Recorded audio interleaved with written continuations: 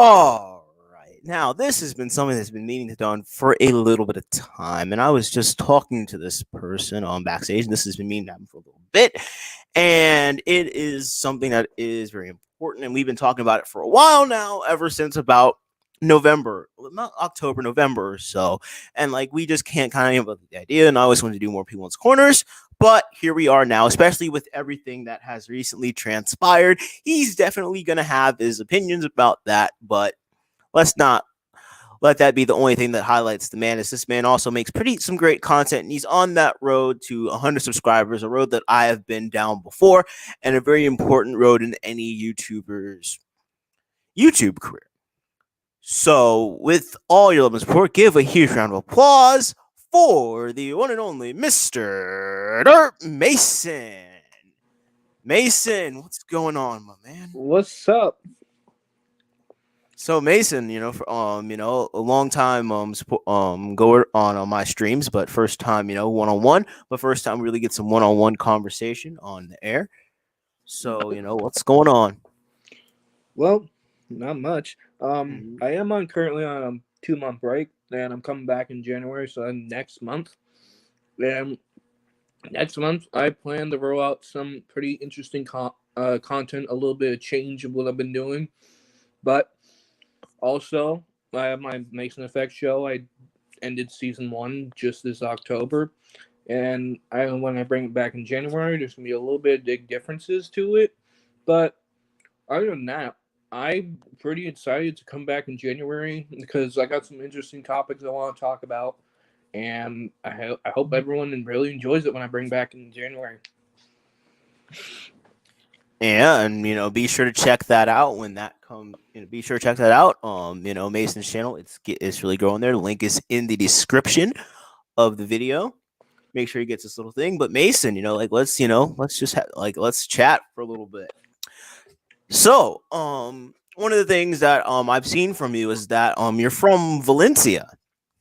Yeah, I'm actually from California, Valencia. Hmm. So, and you live in Arkansas now, and and I think and are those two places very different from each other? Very different. However, actually, I lived in California till I was 4 years old. I moved to Pennsylvania, lived there until I was 10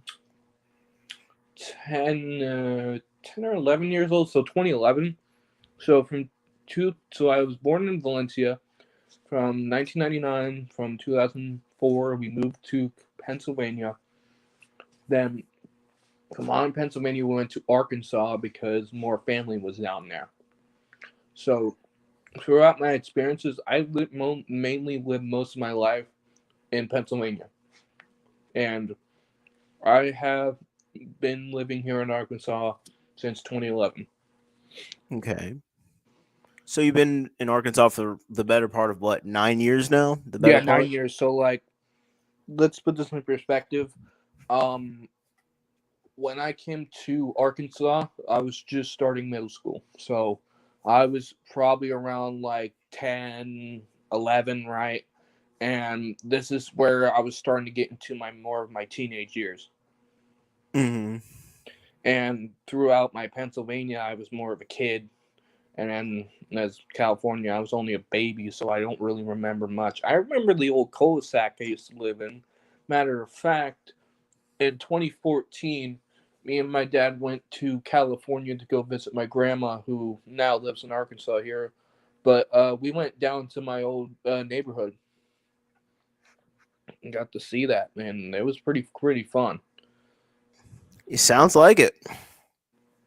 I have just a little bit of memories of California, but mainly Pennsylvania. Mainly Okay. Pennsylvania. So mainly Pennsylvania is like your main place of kind of like you're growing up, kind of like your tween years, but then kind of more That's where I so, spent most of my childhood, to be yeah, honest. like most of your childhood memories, and then Arkansas Arkansas is is when I started growing up growing up. Yeah. and started figuring out what I want to do as an Mhm. adult. So do you say that do you think that Arkansas has kind of had more of an effect on you? to I like think it's where had a you are really now? big effect on me. Like from what I have experienced when I was a kid, like my main issue, as I talked to you in personal DMs, is that I have of course autism, but as a kid, my problems was back then when I was a kid, I was really struggling with being behavior issues and anger issues, and constantly I would just be kicked out of schools and stuff like that, and this was due to me not being able to learn how to make good choices and stuff like that. And throughout the years, like when I was living in Pennsylvania, the treatments there, we couldn't really get really good treatments from doctors to figure out why, how to help me. I could get therapy and stuff like that. I had a therapist usually come over every 2 weeks to my own house to help me with behavior issues. But when I came to Arkansas, everything completely changed because we were able to get on a medical insurance that was able to actually get me on the right track throughout some therapy and a change of medicine that honestly I think it's really changed my life. Mm. It's It, definitely, one thing that I always like to, hear, especially that, something that I really try to get out of people is their life stories because everyone has a different life story, like the way of like how like the way you are now, like, because for time plays a different way for each people. And like all of these things that I do, especially like these P1 corners, these are like little time captures of yeah. things. And that's something that, you really can like just kind of like hold on to and really kind of, look back at it and be like, wow, like, I was a completely different back then. Like, it's like it's crazy like to think that like, you've overcome a lot of stuff.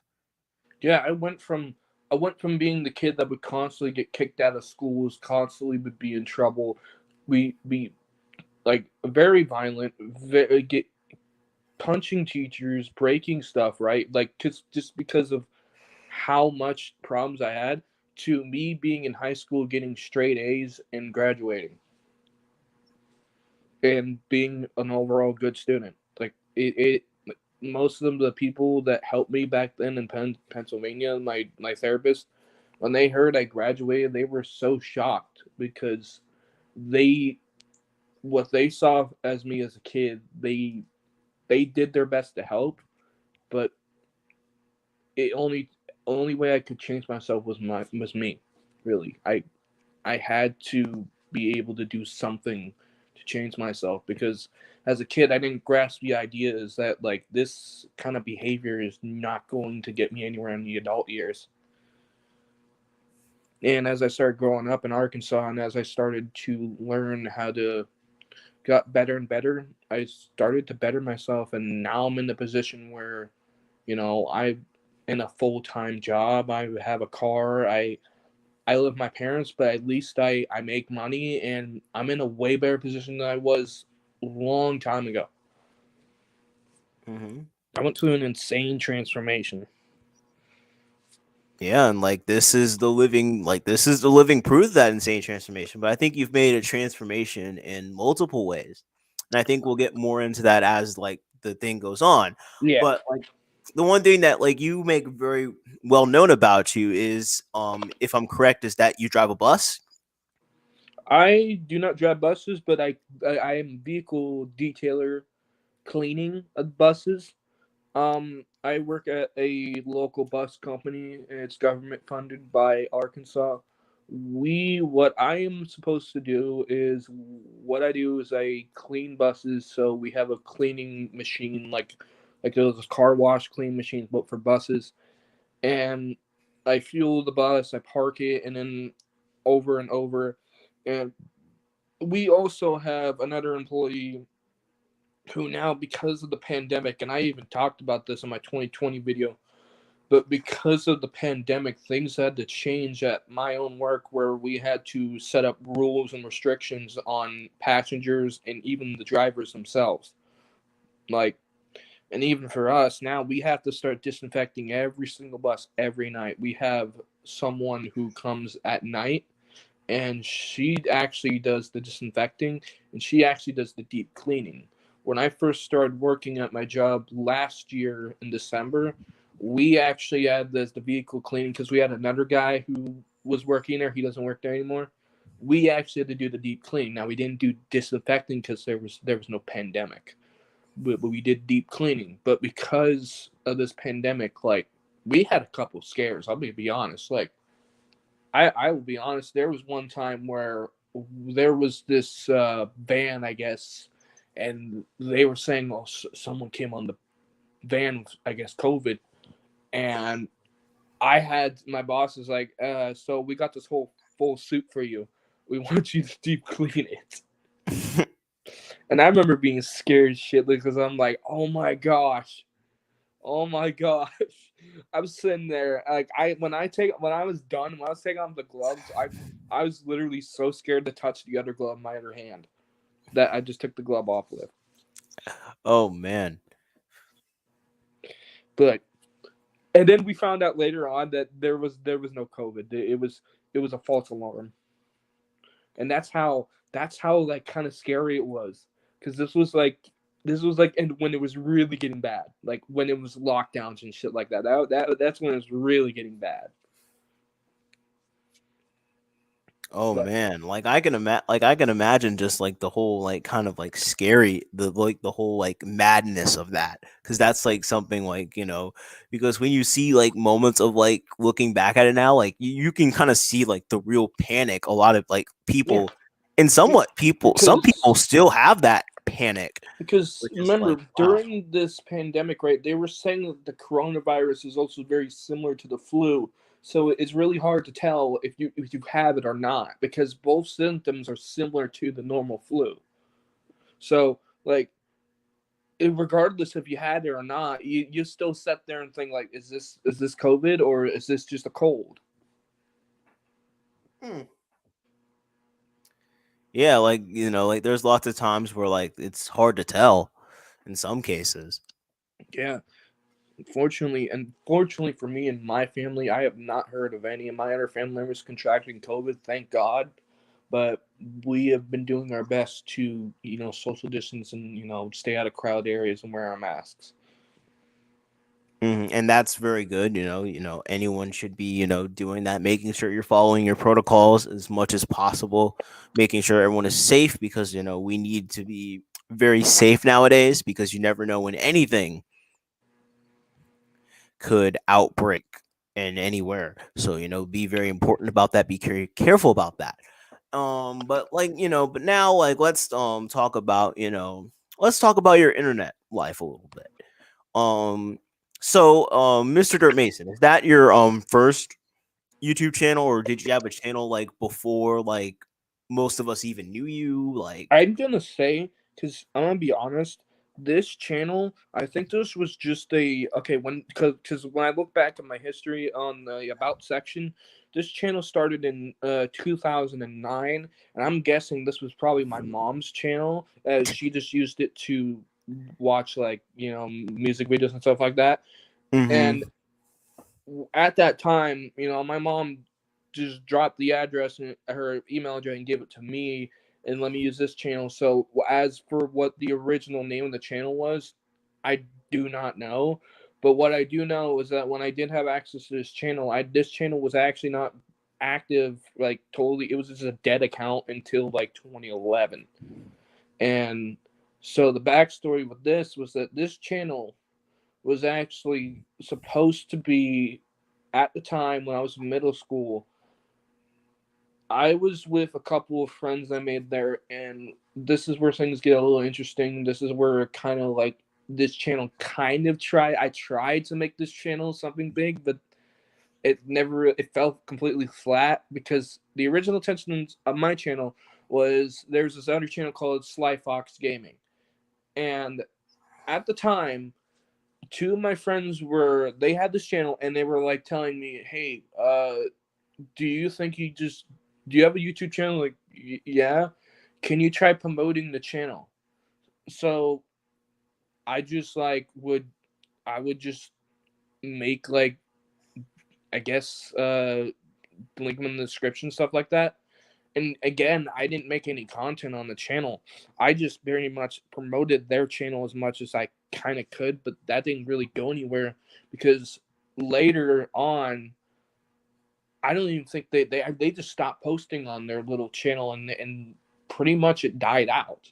So the entire point of my channel pretty much just died out on itself. And I did make some videos, and I'm to be honest, I'm glad I deleted all of them because they were bad. Like they were cringy as hell. Because Oh I was man. 11 years old, and this was my first time experiencing YouTube, and I didn't know what it really was for. So in all sense, like I think like my first recordings were like Talking Tom, the pre-recorded videos, right? You Oh know man, those. the talking Tom. Oh man. Yeah, those. And and then I think, and this is where things get really crazy. I actually tried to. I was with my one of my old friends. He doesn't live in this neighborhood anymore, but we tried to do a Call of Duty Zombies video, but it was pretty bad because technically me and him were the only two people filming, and there were a lot of arguments between me and him on how we should film this, and it was probably one of the, it was kind of going somewhere, but it wasn't what I was expecting. Oh man, I get that feeling. I get that feeling where Like it I just kind of remember like doesn't meet. watching these, like you seen those Call of Duty zombie videos. It's like first person. It's like really freaking cool, right? Mhm. That's what I thought. And like 11, like 12-year-old me thought I could do that kind of production. In reality, what came out was probably one of the most awkward. Now, granted, there was an app that could like edit like stuff like gunshots and stuff like that effects. But granted, I didn't know how to film like properly or edit properly. Mhm. There's even arguments with the person that we're filming. It was like I remember this exactly. I kept trying to tell him like, dude, when you fire the gun, you need to make it look like you have recoil. And he tried to argue. He's like, arguing like, dude, I don't need to move the gun just to know it's recoil, so you can just put the effect there, dude. There's no recoil when you fire a real gun. Your hand doesn't move when you fire it. And I'm sitting there arguing with him over this stupid little cue to know when to edit it. And that was just like the funniest thing is that during this entire like video project, like we were just going back and forth on the like dude, no, dude, no, you need to do this. I'm like, no, dude, you need to do this. Oh man. Oh man, if you still have that video, one day, like when you get like one day, like you're gonna have to like go back and like you need to like one day like react to that video and just be like, oh my god. I wish, I mean, I did not know how to archive videos, so it's probably permanently deleted. You could Mm, probably go back on the waybackmachine.com and probably find it, but I wouldn't recommend it because honestly, the video it's. I do remember I did make this one video with a talking Tom, and I guess this is kind of where like things kind of. I guess I kind of figured something out is that if you use key like certain words in the titles of your videos, you can kind of get more views. So I just made a talking Tom video where I literally eat chips, and it's called Talking Tom Teaches About Sex. And I literally fucking just sit there eating chips. And somehow I managed to get 500 views. It was just bad, okay? I did not know what I was doing. I did not understand. oh man. Man, like seriously, like I'm so glad I deleted those videos too, because it's like looking at this now, I was like, man, dude, like, is this really what I was doing when I was a kid? Really? Oh man, like being a kid, like you man, like you do some wild things. I'll tell you Yeah, that. You dude, do but it's some like, hey, wild hey, things I when you're started younger. somewhere. I started somewhere, Yeah, you dude. gotta start. Yeah. It may not be like professional in what I'm gonna do, what I do now, but hey, I mean, I gave it a shot at least. Hmm. Now, I'm gonna say because um after a couple of those videos, I did actually make some Just Cause 2 gameplay, no commentary videos, and that was because in Just Cause 2 you can actually screen record and upload it to YouTube. So I did make a series where Mm-hmm. I just mess around. But as 2014 came up and we had these new next gen consoles like the Xbox One and the PlayStation 4, um this is where when I was in I was like pretty much getting close out of junior high. And as I come to high school for my first year as a freshman, I have not posted a lot on my channel at all. Like, Mm-hmm. I pretty much just pretty much went on a hiatus from pretty much a couple of videos from 2011 and then stopping until 2015. So throughout my high school my freshman year, I never really posted any videos. Now, here's something that was pretty interesting. So throughout my freshman year, because I remember this exactly, the individual we're also going to kind of tie into was, of course, Hiroshimaru / Daniel Rolfe. I Okay. did not know him during my freshman year of high school. I met him in my sophomore year of high school. All right. And so here's where this all started. Is when I first met him, um, he was in a little clique of like mixture of bronies and just gamers and kind of other edgy kind of shit. Yeah. And when I first met him, at first I really did not pay attention mostly to him, as he would usually talk about either wrestling, SJWs, and just the normal, like, the kind of crazy kind of stuff, the normal, like, Andy Sarkeesian or what the heck, kind of like, those, really juicy stories of Yeah. feminists just saying the pay wage gap's real and all that kind of shit. Mm-hmm. It's just that typical shit. I never paid attention to that until like I noticed he was a brony too. So that's kind of where I kind of started setting things off of him. I was like, hey, we're both bronies, man. Let's talk about My Little Pony, because at the time I was actually watching. I was actually a pretty avid fan of the show. I had a lot of shirts of it too. But keep in mind that at the time when I was watching that stuff, the show was pretty big in the fandom. So that was like when it like really burst. Mm-hmm. But as the years went on, I kind of stopped watching the show, and I'm not really like, I don't wear the shirts anymore. I don't really show off my brony shit I was really. about to say, would you still consider yourself a brony? Uh, I not as a I would say just as a casual one at this point, not a full on one, just a casual, because Okay. I would because I watched a couple episodes and the newer ones before they ended the final season, but I would just say I'm casual at this point. I'm not like avidly like watching it anymore, because I even stopped watching TV most of the time anymore. Matter of Mm-hmm. fact, my parents got rid of my DVR because they're like, because I was like, I don't even turn on the TV. I just play my video games. I watch YouTube. That's the thing, is that like I rather watch YouTube than watch TV, because Mm-hmm. when I was starting off, mainly my main thing for my channel was that I never really like wanted to be a content creator, because I never really had any like inspiration to do it. Yeah, I watched some of my favorite content creators, but that didn't really get me motivated to do it. What got me motivated to do it was when I started becoming best friends with Daniel Rolfe, and he now at the time I actually did a little GTA series on the Rockstar Underground. This was in 2015, so pre 2015. I was making a series that I guess I made for the shits and giggles. So it was called Carlos Had a Bad Day, and that's on my playlist on there.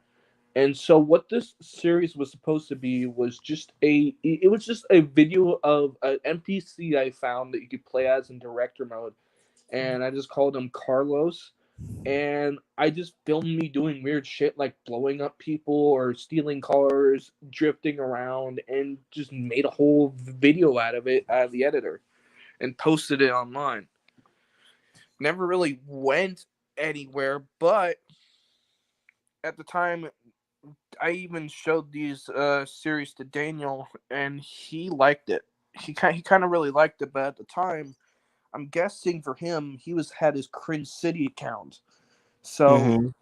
from what I know, and here's what I pretty much know best at the time, because I didn't really know he was actually seriously into YouTube at the time. I just thought yeah, I mean, you just posted often, just sometimes, not all the time. I didn't know he posted every day, but what happened was is that as I progressed into this Carlos Had a Bad Day series, I actually started including like Xbox friends in it and started creating a story.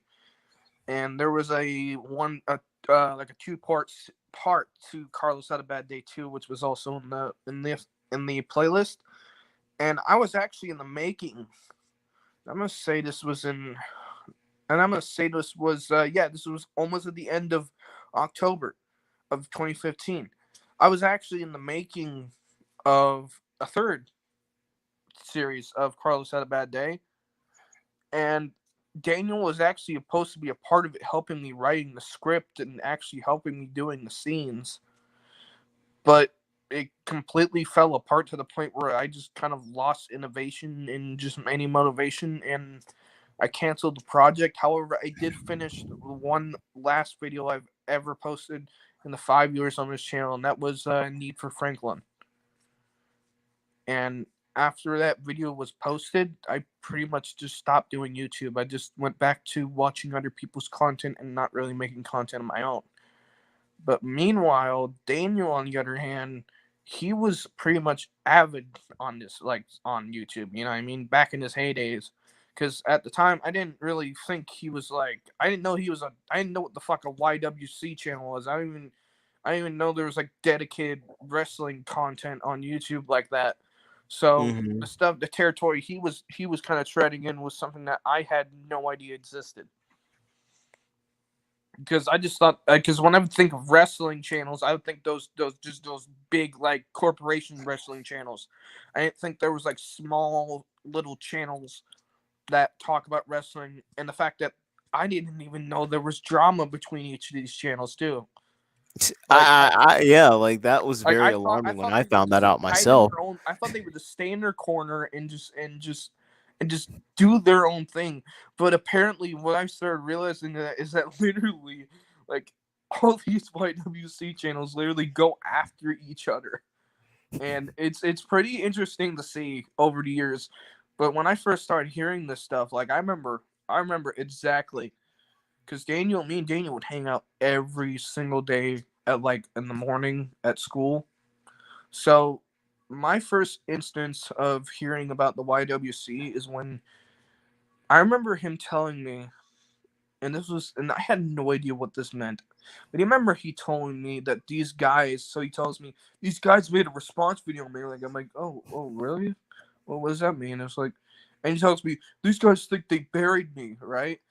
And apparently, when he shows me, I guess he didn't show me, but he tells me it's these guys called the Asylum. Now, at the time, I don't know who these people are, right? I just thought like, what the fuck is this? So this is when Daniel started getting into the response video because I actually watched one of Mr. Rick and Jay's video where, the one where he's making a response towards him and all that shit.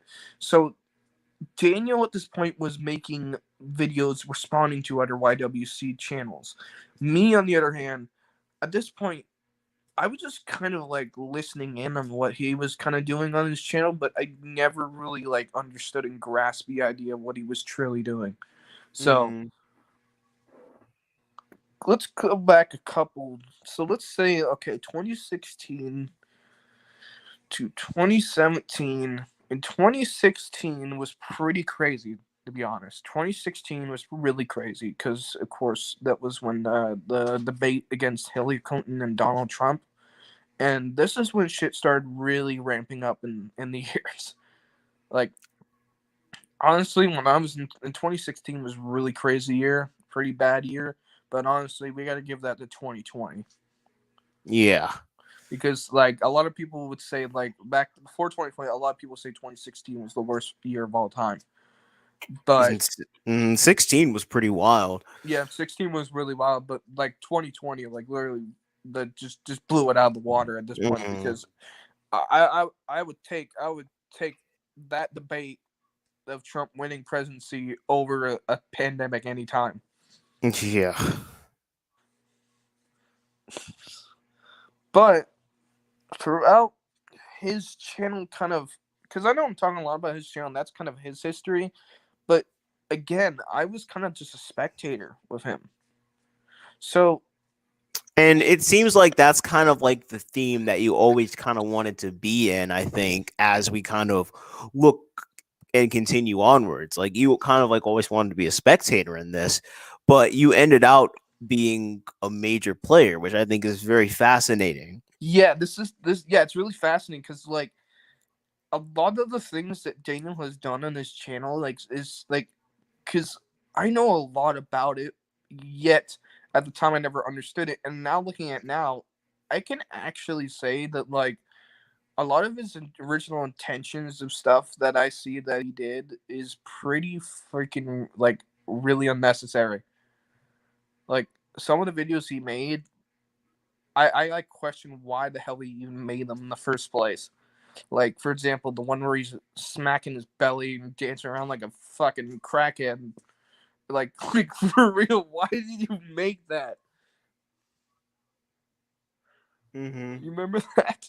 That was fucking crazy. And then I remember him telling me, I guess that was a character he was playing. A character he made up, like a jester or some shit like that. Mm-hmm. And this was during the Killer Clowns trend. Remember the Killer Clowns threatening to kill like the little okay. This was in 2016 as well. So at the time, there were videos online of killer clowns basically kidnapping people and putting them and dragging them into woods. Now, these videos, of course, were fake. They were all made for publicity, of course. Killer Mm-hmm. clowns chasing people out of woods with weapons like machetes and shit like that. This was all fake. Yeah. One time at my school, so this was almost the end of it. Someone, I don't know who the hell did this, but they actually graffitied the front school sign and said the clowns are coming. They graffitied the sign. Yeah, like the school, like the school, like little where they had the little building sign where it's like Yeah. it will say Bentonville High School on the front of it, in front of the school, right? The little statue, little thing, little brick thing, whatever it is that greets you to the school. Yeah, they graffitied it and says the clowns were here or the clowns are coming or whatever the fuck. Yeah, and I remember in my entire school freaking the fuck about that. And Mm-hmm. so was Daniel. So I guess like he kind of incorporated that jester thing as the killer clowns trend back in 2016. So that kind of explains why he was fucking running around, like fucking jumping around and making all high pitched noises. Because that was pretty much during the clown trend. And pretty much no one in the YWC understood what he was fucking trying to do. Kind of like today, which is Yeah, well, funny. I'm gonna be honest. Like back then, I mean, yeah, he didn't make much sense of what he was doing, but you gotta notice this too, and because I noticed this the most. If you look at what he's been doing, you notice how he never does any more pre-recorded videos anymore. Like literally, like he literally just fucking live streams. Like every single time he has to make a video, it has to be a live stream. Back when he was first starting off, it was always pre-recorded videos. Yes, they weren't good, but it was always pre-recorded videos. And the thing I always told him was like, dude, you realize I told him this before. I was like, dude, you realize that you won't get as much views on live streams as you do in pre-recorded videos because, again, most people have their preferences. Most people do not want to watch live streams all the time. They would rather watch like a 6-minute video that pretty much sums up your talking points. Now, if people who like live streams, right, are gonna watch stuff like this, or those like Twitch streamers, all those other kind of stuff. Because if they're into live streams, they're into that kind of stuff. But most people these days, they don't want to watch like a 7-hour live stream of you yapping on about the point. You know what I mean? Yeah, The I reason get why I that. like Review Tech USA is because at least his videos get to the point and they're pretty short. You know what I mean? Where most other Hmm. YouTubers they just fucking drag on and on. Especially one channel I'm inspired by, and the reason why I'm changing my way in January is a channel I like to watch is called Optimus. And what he does is he doesn't well the way I like the way he starts his videos off. He doesn't have this like fucking annoying intro. He doesn't like drag on like, oh, it's my fucking day, guys. So today I went to the grocery store. He doesn't drag. He just when he's talking about a topic, he just starts right fucking off talking about it. Right? Get straight to the point. That's what I like. I like it when you get straight to the point. You're not no bullshit. Just like if you're talking about like the election, you straight up start talking about the election. If you're talking about I don't know like Nintendo, you're straight up talking about it. There's no this bullshit intro. There's no like trying to drag on for the topic. I like how fast and just simple it is. You can just watch the video, get what the topic is, and then when you're done, it's like okay. I hate that most YouTubers drag that out. They have to drag out this like fucking like because they have to drag out the minute mark to 10, right? And Yeah. they have to do it in the most like obvious way. Where I like how often he may have videos that may be 10 minutes long, but the moment you start the video, you're already interested, all right? You're not sitting there skipping the bullshit that he's fucking spewing out just so he can get to the topic. You know what I mean? When he starts the video, you're clicked on. Hmm. That's what I like, and that's what I'm kind of gonna start doing in my videos. Is that I kind of like have been experimenting with intros and stuff like that, but I kind of see them as kind of pointless, as most people do not want to watch it. Now, some people do like intros, but I think some from what I'm gonna do, I just want to get straight to the topic. I don't want to waste people's time. If I'm talking about like Call of Duty, for example, talking about Call of Duty, Black Ops Cold War, Zombies, which I am gonna make a video on that. I'm just gonna get straight to the topic. I'm not gonna just like go on and on and on and about something that has nothing to do with the topic. I just want to get straight to the topic, straight to the point. Make that makes the most perfect sense. And now, I think we've started to talk about him a little bit, but now I think now we can kind of go a little bit more deeper. So, like you say that you met him kind of like sophomore year of high school. Like that's when you say like you really kind of met him. Yeah, met him. Because like you can ask me pretty much like a little. You can ask me pretty much about his channel, and I'll try my best to answer as best as I can from memory. Mm. Yeah, but it's like, so like you met him sophomore year and like, like how did you like really meet him? Like were you two like in a class together or were, like This was in the yeah, like South describe the Building. scenery for us. Give Okay, us a story. so all right, in the morning, I usually go to the South Building. There's two buildings. There's North Building, South Building. Most people hang out in the South Building before of course bell rings. There was always this one corner. It was by a brick wall, and it was by a bunch of tables and chairs. They'll set up high tables and chairs, and he would always hang out in that area with a couple other people, and he'd be sitting there talking about like wrestling or all this kind of stuff. And that's kind of where I kind of started meeting him and talking with him. And as we started kind of getting closer in the friendship, we started kind of going from, I think in like, I think in my like, cause like throughout junior year, yeah, I meet him in the South Building, just Commons, South Building Commons, and then in the in his senior year when I was a junior, he actually had a change of schedule, and we had to have to meet in the South building and then walk over to the North building because he had a class that's all the way in the North building. So the way I started meeting him is it's just like I started being in this clique of people, and keep in mind is that like Daniel's not the only like real life friend I have like that kind of knows about him. There's a couple people that I've actually, matter of fact, I even talked to during the situation I was in with him. Mm-hmm. The one I exposed about him on Jack's stream is that like I literally brought him. I brought him to my friends, brought up the things he did to my friends, and even they kind of like, even though they were in with him in high school, and they don't know the full situation at all. Like of this, they don't even know what the fuck a YWC is either. Like me when I was like starting off. Yeah. But they get the idea of what Daniel kind of transpired into, like straight off the bat. Like I showed one of my personal friends that I met in high school his like Discord rules, and he's literally sitting here saying like, "Dude, he's fucking contradicting. What the fuck is he talking about?" And he's asked, "But how old is this motherfucker?" And I'm like, "He's like 24." He's like, "He acts like he's 12." And I'm like, "Dude, you're pretty much saying everything everyone else has said, dude. How the fuck?" You're right. It's just funny how like it's crazy his transformation. And here's the thing, I guess now I figured this out now before. I didn't know about this, but the way Daniel acts now, not the way he acts now, but I'm gonna say before he fucking like this was when he was at his peak.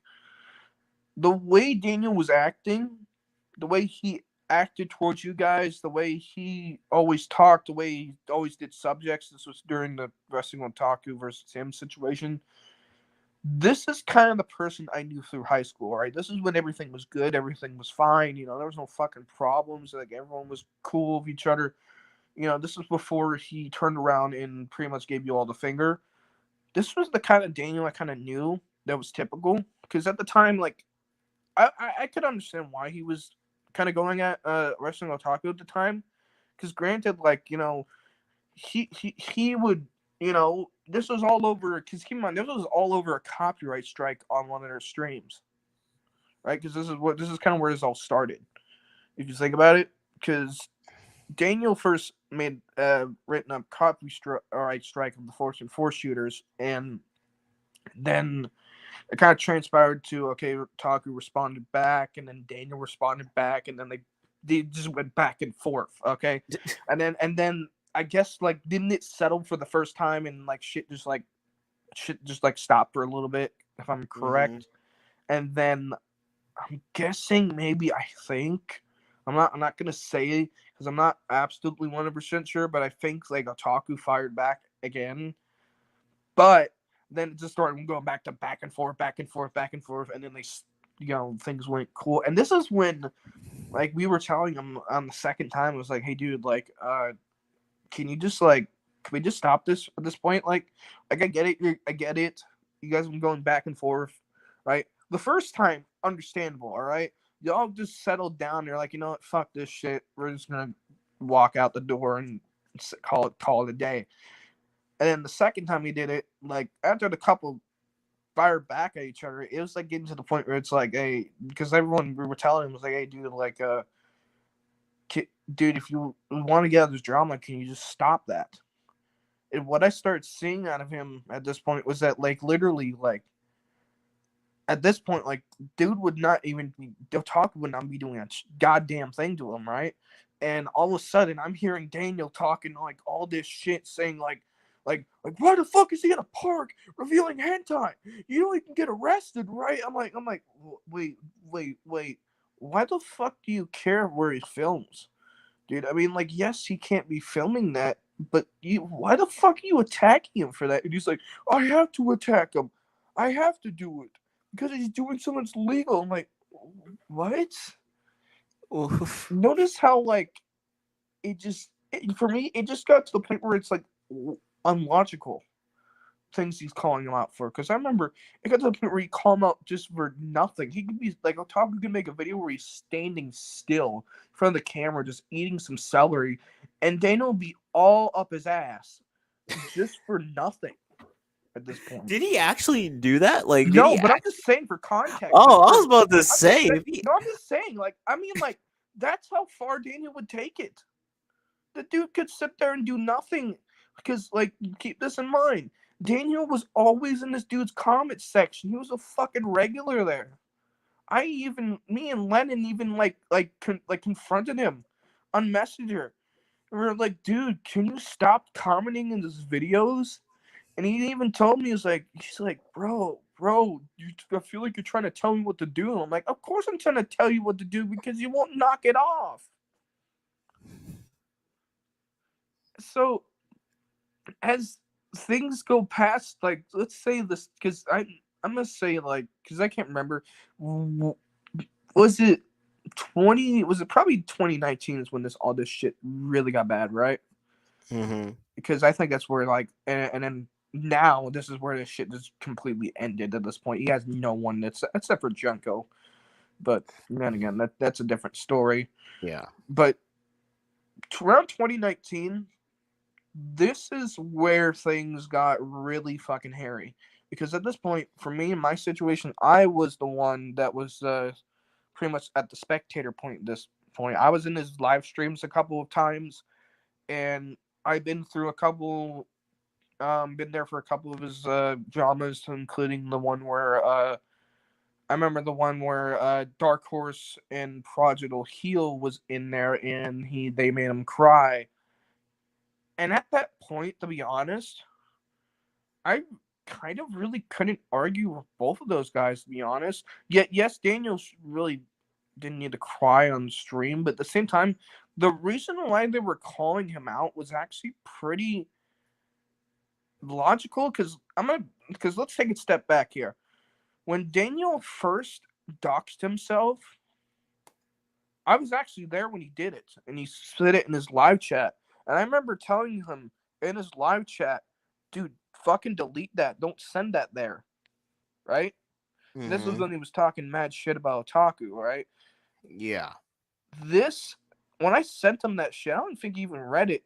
But that address he dropped was the same address that I've been going to his house for a while during that. Like, he was living at this one house that I know he was living at when I was in high school with him. Now, granted, at the moment when he dropped that, he was actually living at that address. He was living at that address. So, if someone could have like fucking like literally came over there and fucking shot up his family. Like, so him trying to say that, oh, well, I moved from that address, that's pretty invalid because I know for a fact in that live stream when he dropping his first address, he was actually living at that fucking place. All right, just because he moved from that place a couple months later, right, and it gets brought up doesn't mean that and that's the point that Dark Horror and Prodigal Hero bring up. It's like, if you don't care about it being doxxed, right? Right? If you don't care about your information being doxxed, right? Since you doxed it, why the fuck are you saying that Otaku doxed you then? Because that was the thing, is that technically, Daniel, you doxed yourself. Otaku just took the address and said, hey guys, look, Daniel doxed himself. And then Daniel made it look like Daniel pulled it as Otaku doxed him. No, Daniel, you doxed your address first. Otaku just took it and said, hey guys, look what he did. So that's the thing, is that he keeps trying to pull it as Otaku did first. Otaku did first. Otaku never knew your fucking address to fucking begin with. Because that address is the address I used to have in my phone to go to your place. How the hell would he have your address that I know? It just doesn't make any sense. It really doesn't. Like, especially if you're the one who puts it out there. Like, Exactly. Because he wants to play forget the amnesia game and say, because he wants to play the amnesia game that like he posted. Because I remember Otaku making videos saying, I did not dox you. And that's the thing, is that honestly, I kind of agree with him because he really didn't.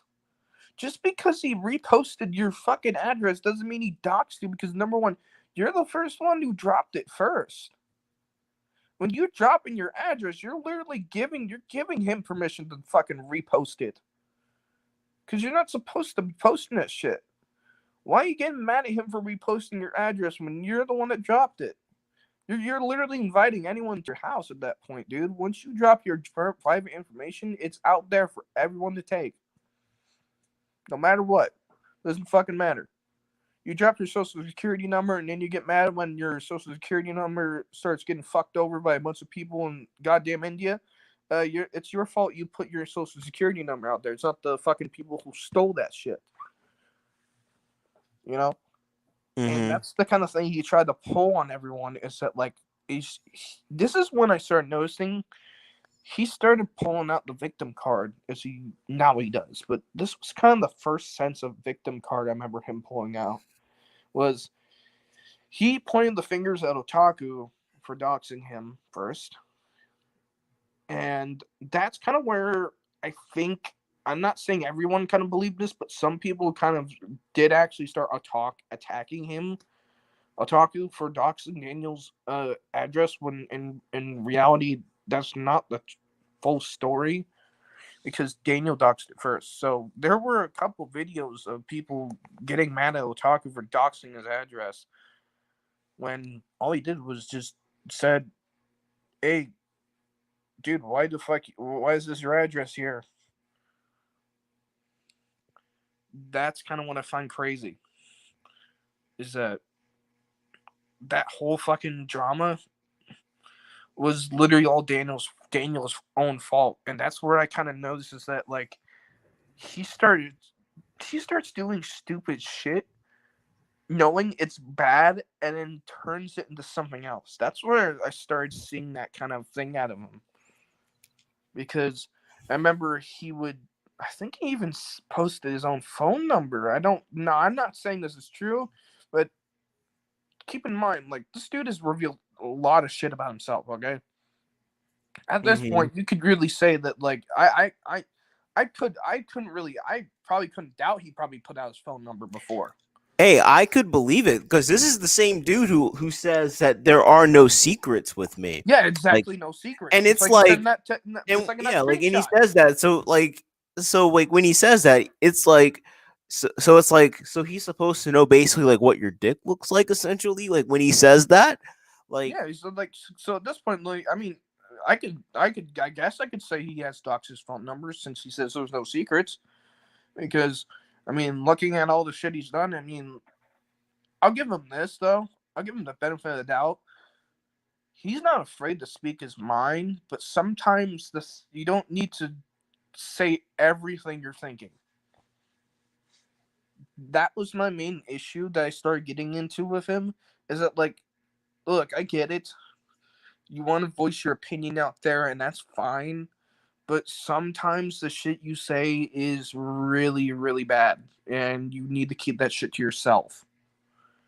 And I think one of the things that he needs to keep to himself, and this is something I really wish he should have kept to himself, was the hentai and the anime shit with, like, Haruka and all this kind of shit about smashing anime characters. Because honestly, dude, like, I don't think anyone really wants to fucking hear about all the fake women you can't acquire, like, in a 2-hour live stream. Seriously. That's what kind of made me, like, realize, like, dude, there's some shit you put on the internet you need to keep, like, behind closed doors and don't need to put out there. One of them was the plushies, and at the time, okay, fine. He had made a video where he showed his plushie collection, and it was nothing, right? It was nothing, really. But after that, he started talking all this mad shit, right? So he goes back to these plushies that he's collection thing, and this is where I kind of argue with him at this point. It's like, of him with the little thing he told me. He's like, why didn't remember during that? I think it was during the when Morgan XP was in your stream, and it was during my convocation where I was yelling at him. oh yeah, And you guys brought up plushies. the thing he brought up to me in this point where I just kind of like, I'm like, dude, why would you bring us? He's the reason why he wanted to bring up that the reason why I had plushies to Spyro in one of his streams is because he actually, I heard from Lennon that he said that he was disappointed that I did not defend myself and said I had plushies when you started making fun of his plushies, because the thing I brought up is that, like, dude, that was not even relevant to the topic at hand. Like, just because you guys are making fun of his plushies doesn't mean I need to go, well, wait, guys, I have plushies too. Fuck you guys. That's not even relevant to the topic that you were talking about. Yeah, it's like Kid he wants always me to wants. bring it up. Yeah, it's like you're supposed to be like, you know how in Pokemon like you have the thing where you can use shield. Yeah, you. It's like you're supposed to be that for him, like Yeah, lots of it's like times. if because, like, first off, dude, it's like I could do that, but then again, it's like, what argument can I really come up with? Because I own plushies too. So what can I honestly say to defend you about these guys making fun of your plushies when I'm just as guilty with plushies? So that's the other thing too. The brony shit that you said, just like you said, told Spyro, why don't you attack Mason because he's a brony? I met you when you were a brony, dude. So what the fuck are you talking about? Dude, if Spyro's gonna get on to me for being a brony, he should also get on you for being a brony too. Because in that logic, dude, you're just as fucking guilty. And like going back at it, like and like those are moments when I think you kind of like really started to notice that he was starting to kind of throw you under the bus. Yeah, really, really under, but like before, in a couple of, like, 2019, he wasn't so much throwing me on the bus, but more like it was kind of like he was throwing. At first, he was throwing all you guys under the bus, all right? Because what I kind of noticed is that, like, literally he would go on streams and he would just like throw you guys all under the bus, all right? And when you guys started cutting ties with him, right, and he had only had like me, Junko, and the fucking ECWT, that's when I started noticing he started throwing me under the bus, right? He started using Mm-hmm. me as a shield. Like, why don't you go after Mason? Why don't you do this to Mason? Why don't you make streams? Why doesn't Deku make streams about Mason? Why doesn't Wrestling Otaku make streams about Mason? Why doesn't it doesn't, even though I had nothing to do with the situation. I started seeing that he started using me as his little shield to try to take you guys off the subject. And that's where I kept telling this dude, it's like, dude, can you stop like putting my name in your mouth, dude? Like, I'm at work, all right? I don't need to be on a. We'll get to that when I was at work, because that was an interesting. That was an Mm-hmm. interesting exchange on my phone when I was talking to him. But yeah, I did notice that. I started slowly noticing he'd like bring up my name for no fucking reason, and then it got to the point where he started trying to create shit for drama on my channel that I'd done nothing wrong. That was crazy. Mm-hmm. And he did it to you guys too, especially. Like, I think, like, if I'm correct, J-Man, if I'm correct, I think he also threw you on the bus too when you stopped associating with him too. Because Daniel would just like, anytime I noticed this, anytime someone would cut ties with him, automatically Daniel would fire back at you. Like, you guys could have been on good terms, like really good terms. The moment you cut ties with him, automatically he turns around and fires back at you with weird shit that has nothing to do with the cutting ties part. Just the whole, you don't want to be around me. Fine, fuck you. I'm gonna make a stream and embarrass your ass. When it's like, what? What is Mm-hmm. your logic behind that, dude? Mm-hmm. And like, and during, I'm pretty sure like lots of this times, like I know like there are times where you really did want to like actually see him Yeah. because like one of the things that you say, like and like, do you like like did you ever see him like this year, like when like a lot of this stuff was really going down? Like, did you ever like see him? Personally, yes. Mm-hmm. Before And we cut ties, okay, because there's a video on my channel and it says cutting ties with Hiroshimaru. At that point, so because this is actually the second time I've cut him out, and I'm permanently cut him out at this point, including friendship. But at that time, right, I pretty much blocked him on everything: PlayStation, my phone, Messenger, just every goddamn thing that I had him on. Because at that point, I just needed room to breathe, and I stopped seeing him at that point, right? Before this was all happening, before I cut ties with him, he started bringing this shit to, like, he started bringing this drama in my fucking room at my house. That's where I had to cut ties with him, because keep in mind, like, I was literally the first person, and I was literally first person to tell him before any of you guys told him. Like, when he told me about like bringing Otaku into his server just so I could post etchy, I literally looked at him and told him, like, dude, if you do that, Jack Williams and Leon are gonna be on your ass, right? And he literally looks at me and tells me, "Well, Mason, it's my server. I can do what I want." And I'm like, "That doesn't mean you fucking put the person you've been trying to fucking attack into your server when you got multiple two of the people who do not like him." He's like, well, that's my decision. I'm like, that no, dude, no. So right then and there, I told him what would happen. I told him mm-hmm. exactly what would happen. I told him because Deku got mad at him. Everyone got mad at him. I told him exactly, like, because that literally happened. Because I told him, like, Jack and Leon get mad at you, and look what happened. Jack and Leon got mad at him for rightful reasons. And I told him the consequence, but it's like, oh, maybe I want the consequence. That's not a fucking decision. You don't just point a loaded gun at your foot and shoot it because you think it won't hurt.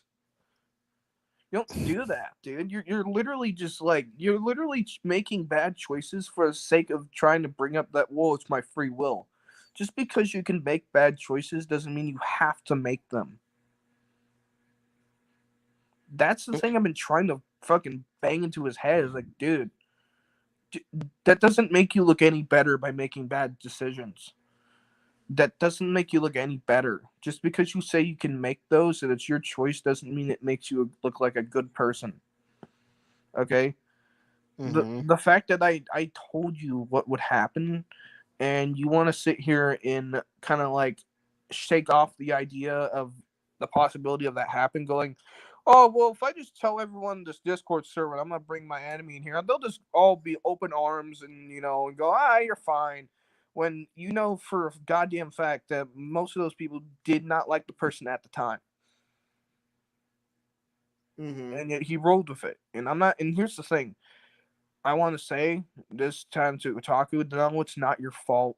It really is not your fault for that kind of shit. It's more Daniel's fault, because it's not because like they didn't want you in the server. It's just because we were. It's just the way Daniel approached it. Okay, it's not you. It's just the way he fucking approached everyone when he brought it up. That was the problem. It's the way he approached everyone in the Discord server of bringing you into there. It wasn't never you. It was just the way he brought it up.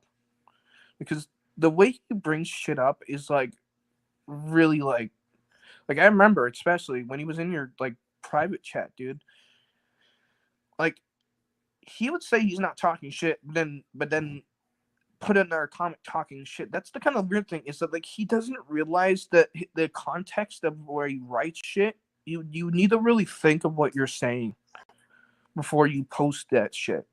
Like, you can't just like assume people will understand your body language through their phone, because just like in YKJ's situation, like, I don't understand how someone telling you where the fuck you're at is a threat. Like if her daughter would have said instead, "Where the fuck you at?" or "I'm gonna beat your ass," then then I can consider a Yeah, threat. But yeah, that's a she threat. said, because she said, "Where the fuck you're at?" I mean, I could ask. I mean, here's the thing: I was talking to Lennon about. Like, I know for him, I know he struggles with using StreamYard, so I give him the benefit of the doubt every time he comes on my show when he's usually late, and I give him the benefit of the doubt.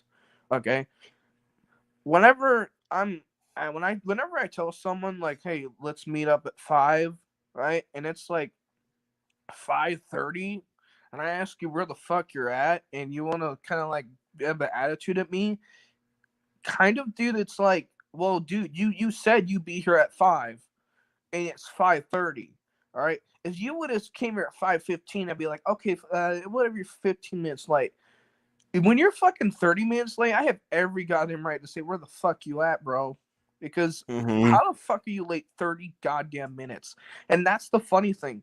Daniel was supposed to be on that call like around like 9:30 to like 9. It was like 9:4. It was like 10:14. Like 10:14, 10:20. How the fuck are you gonna how does that equal, like, you're not 15 minutes late. At that point, dude, you're like, that's way too late. Plus, also, if you're in a family intervention, all right, look, I can't control what your family does, but you at least could have just said like, hey, like, I'm you could have just said like, instead of going with an attitude, going like, I'm in a family intervention right now, I can't do it right. You could have said, hey, look, I apologize, I'm currently dealing with family problems. If we can do this another time, please let me know. That's how I would have handled that situation. Instead of kind of setting, because the way he said the words and then off sounded like he was kind of being like a prick. Kind of like, oh, I'm, I'm in a family intervention right now. Phenomenal. I'll get to it. You know what I mean? Compared to, I'm sorry, man. Look, I'm in a family Mm-hmm. intervention right now. Can we do this another time? What sounds what sounds to you more professional? Me fucking sounding like I like a prick, like blowing it off, or me being more professional, like, hey, I apologize. Can we do this another time? That's the thing he doesn't understand, is that you need to think about the context you're saying shit, because people can't read what your words say on the internet, really, because like when you're in person, it's a different story, okay, because I can listen to your voice, your body language, and all that stuff. When you Mm-hmm. type something on a text message on the internet, God knows what your like God knows what your actual like feelings are in the text, right? Mm-hmm. All you can take from a text message is what the words say and what you perceive in your own mind. Because to me, when someone texts me, where the fuck you at, dude, to me that's like, I'm pretty much like being late and I need to hurry up, because I told them I'd be at this certain time and I can't make it there, and I need to apologize for that. Not go, you know what, you fucking prick. I'm gonna get here when I get there. You know what I mean? When we agreed on a certain time. That was my problem with that little text.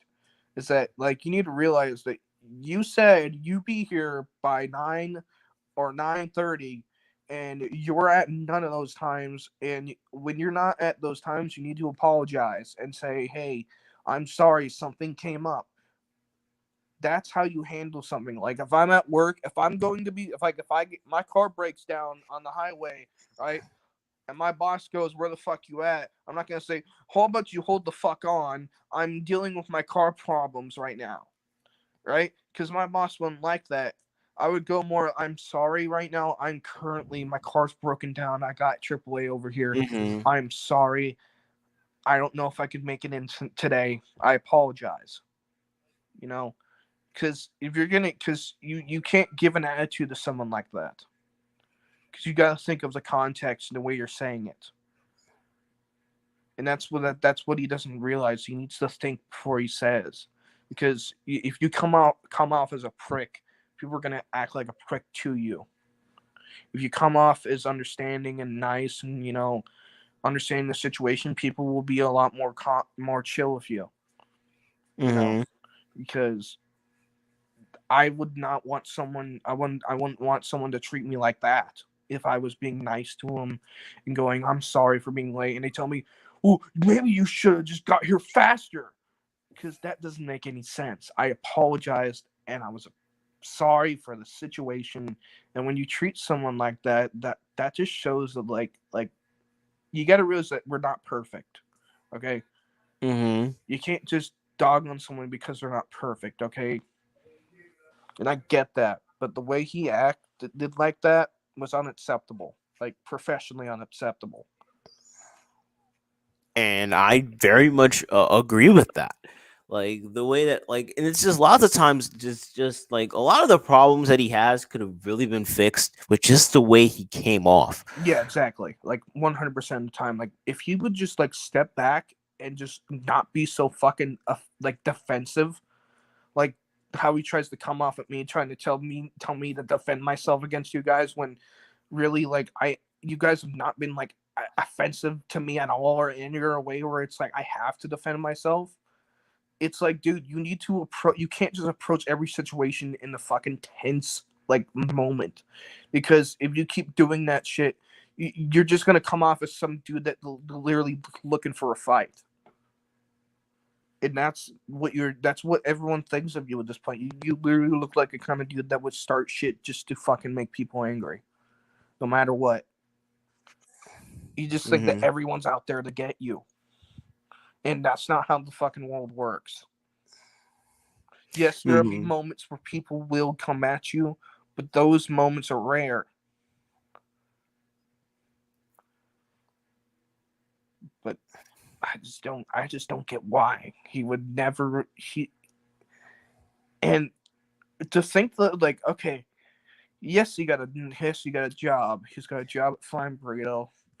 And I'll be honest, he makes 4 hours a week. He makes $9 an hour, and that's not bad at all. But like, if you're acting like this towards us on the internet, do you act like this to your boss, to your coworkers, to your customers? Because if not, dude, that's really fucking that's really fucking weird. How you act like this tough guy on the internet, yet when you in real life at your job, you don't act like this, right? Because there's people out there in real life, right? Real life consequences. But when you're on the internet, you think you're untouchable. I I don't get that, dude. I don't get why people like in real life, right?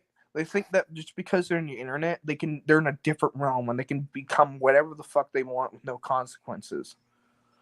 But when they're in the real life, they're like they don't act like they do on the internet because they realize that they fuck around and find out it's actually gonna happen to them. Like you need to be realized that even on the internet, dude, like that shit still ties in with the real life. Regardless what you think, I'm not just a profile picture and a username. I'm an actual person behind the account, an actual person that you're affecting, dude. Like, and there's people on this fucking internet that are insane, like people who do not need to be on here, like crazy psycho killers, and people who like do really horrible shit. And one of these days, you're gonna fuck around with one of those people, and it may be the last time you see the sunset. Because just like how he's doxing himself in these live streams and talking all this shit. I mean, granted though, I kind of said this in Dark Horse's like comment section in one of his videos. Like, granted though, Daniel does not have a firearm to use, nor a concealed carry license or anything like that. Though, even if he took it to the cops, I mean, the cops really can't do anything because technically this was a couple months ago, so there's not really much you could do. But you need to watch out what you really goddamn say on the internet, like with threats like shooting and killing people. Because right now we are in a pandemic, and before this pandemic, one of the biggest massive things that was going on was mass shootings. Okay, a lot of people were worried about these mass shootings and mass killings, and with you threatening to shoot someone like that, dude, you're kind of like enabling that kind of shit. regardless if you're gonna do it or not. Because when you're threatening to shoot and kill somebody, like the cops aren't gonna joke about that. They're gonna take that 100% seriously, regardless. That's why you can't say that shit on the internet. Like you got to be careful because it doesn't matter if you're joking or not. Like someone's gonna look at that shit and think you're actually going to kill Dark Horse, and they like know him personally, and they're gonna fucking call the cops on you and realize that you never actually did that. Yet you want to claim that you want to claim that, oh well I'm a tough guy, and he's not gonna do that shit to me. Then why are you saying the same shit to him? Like that's the thing he brought up too. Is like no one's gonna come to my house with that address. They're a bunch of pussies. No, people aren't. Just like Deku said in his one of his streams, like someone will take you on that offer, and I promise you. I promise you. You keep running that address around, someone's gonna take you on that offer. All right, someone who is mentally fucked up in the head is going to take you on that offer, and there's no guarantees that you may come back alive because you don't know what people are capable of on the internet. Seriously, that's why I do not trust that kind of shit. Like when you guys told me about that shit, like even Jordan, like even like Jamin brought up a really good point. Like I can be liable as well, very Mm-hmm. liable, because he could bring up my address and all of a sudden I'm fucked. Because at this point, what do I do? Like, do I call the cops on him? Do I go to his mother at this point and tell him, hey, your son just literally threatened my life? How do I handle this situation on my own? Because if I heard he was putting out my address, oh my god, I'd be having a mental breakdown because I don't know what's going to happen. Because I could be at work and I'm worrying about my mother and her safety. When this dude's sitting here and spewing out like personal shit, right?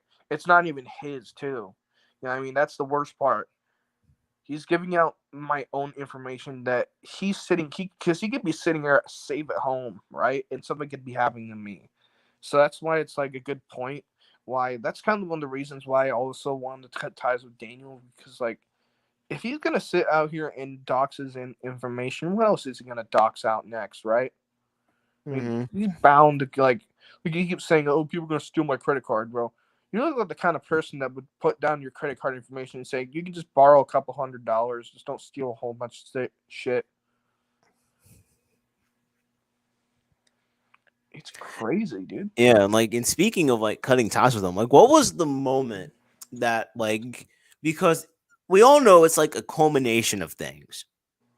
Like it's been like well told that it's been like a culmination of things to where like it kind of builds like one thing after another, and then maybe another thing kind of happens again over something else.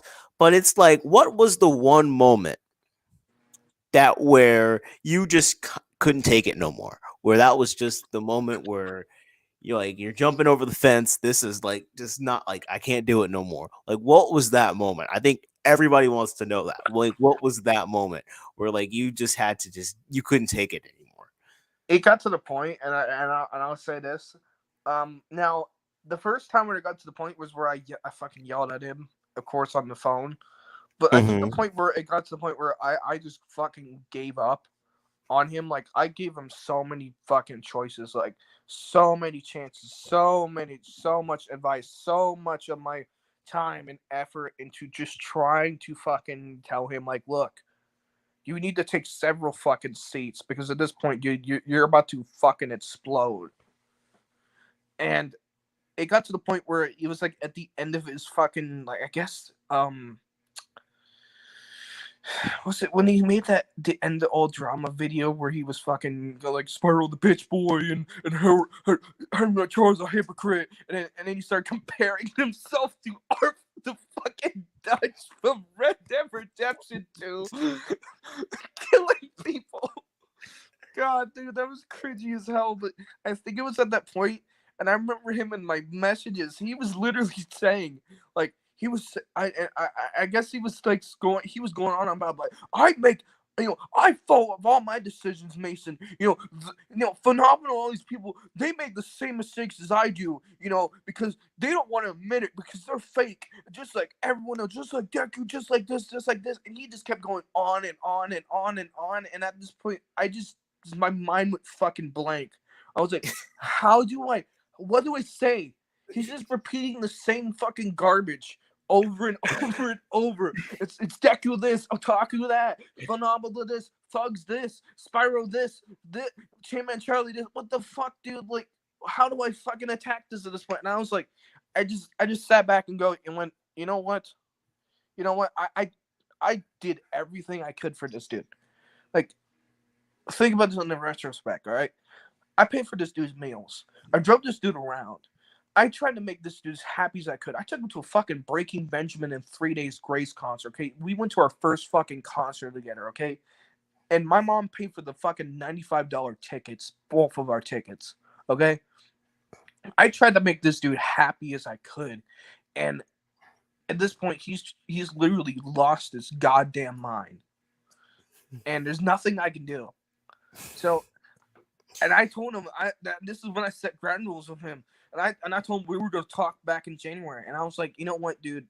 When you told me that I would not be able to make it in January, I honestly forgot on God believed you at that point. Because like I don't think I can even like meet this dude face to face in January, especially what he's caught up with now at the end of this month. Like I swear to God, like if I would have met him up in January as he is now, dude, he's pretty much a fucking train wreck. Okay.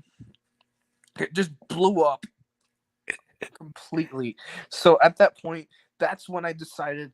Like I was talking to Landon after work, like during work, and then I was like, okay, I'm gonna do it. I'm gonna block him. I'm just gonna tell him like, dude, we're done.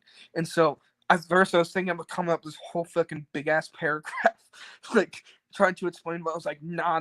He's just gonna fucking repeat and regurgitate the same shit over and over. So I just left. The final message I left him was, "We're done. We're not meeting in January. Goodbye." And just blocked his ass. And I remember no fucking shit. Dakota, Dice, and Andrew all hit me up. They're like, dude, Daniel's fucking crying. I'm like, don't give in. And I think they sent me a message, and Daniel was like, literally like, I can't take it anymore, man. And the dude's at work. In the back room crying. like this would not happen. Like you think I would just turn around and go, yeah, dude, you know what? Fuck it. Fuck Phenomenal. Fuck everyone. Fuck Deku. Fuck all these people. I'm gonna kiss your big fat ass. Come here, big boy. No, you fucking retard. Do you not understand that this entire time I've been against you because I just cannot. I can't side with someone that calls people the N-word, calls people faggots, calls that literally sits here and obsesses over one man that has literally done nothing for you. Like go ask Otaku to go buy your damn meals. Go ask him to drive you around. Go ask him to take you to a fucking concert. Go ask him to do all that shit. He will do none of that shit. He won't share his Burger King with you. He'll tell you can just starve to death is what you could do. Because honestly, dude, I find it just completely sad that literally the only person he's paid more attention to is Otaku. Like, than me. The person that matters the most. The person that tried to make his day brighter. And the fact that he has to focus on the one person that literally, like, has done none of that. Yet, he wants to yell at me for saying, and just like in these screenshots I proved in the other Jackson saying that I'm a fake, I'm a hypocrite, I'm a liar, when he's all of those things. Clearly, all of those things. I've never lied to you, dude. I never talked behind your back. I'm telling the truth of what I see. I don't want to I'm not a good liar. I'm not. dude, if I was fucking lying, then how come all my points are pretty solid and backed up? Like, how? Because clearly I have pretty much almost everyone on my side because I just been giving my honest opinion about what I think. I don't sugarcoat anything. I'm just saying what I've saw, what I believe in, what I've seen of Daniel is what I see, and that's it. Regardless of how ridiculous it sounds, that's what I've seen. All right. You on your hand, Daniel, you like to take out the bits and pieces of information and just give it out there, dude. You don't tell the full story. Me, I tell you the full story, regardless. That's what I know of him. He literally sits here and he talks shit in my DMs about all you guys trying to go. He goes on this fucking lecture about how he learns from his mistakes and that you guys are thugs and Deku's a e-bagger and all of this stupid shit. Yet, like, I keep telling him, like, all right, bro, that's cool, but when the fuck did I ask? And he still And goes for on. most parts, why does it matter? Why does it matter? Like, he's saying that Deku charges $20 for fucking channel memberships. I'm like, yeah, bro. You ever heard of Young Defiant? Yeah, he forces people to make spawn to, like, to support his channel membership. Why aren't you going after him? Because last time I checked, it's optional. Like you're literally freaking out over $20 fucking dollars of optional. Like, when you could pay $2, you don't even have to buy his channel membership to watch his content. Unlike people like Young Defiant and like that fucking e-bagger, like the e-bagger, like Twitch girl that said, if you don't have $5 to spend, why are you watching my content? Yet you don't have $5 to spend on me, right? Like, you're going after someone that literally has none of those attributes. Yet you want to argue about $20 fucking dollars. Didn't I catch you buying a $70 fucking game in Game Exchange that was a PlayStation 2 game that you claim that's a fucking legend of a game? Yet, ironically, then you're fucking arguing about how PlayStation 5 and Xbox Series X games are going to be cost 70 fucking bucks. Yet you just spent 70 bucks on a game from like 2003. And you want to talk about so Deku can't charge $20, dude? Bro, you can clearly afford $20 fucking dollars of channel membership. You can spend like hundreds of dollars on plushies. Definitely, dude. Like, for real, if you can make that kind of bank, dude, why the fuck are you complaining?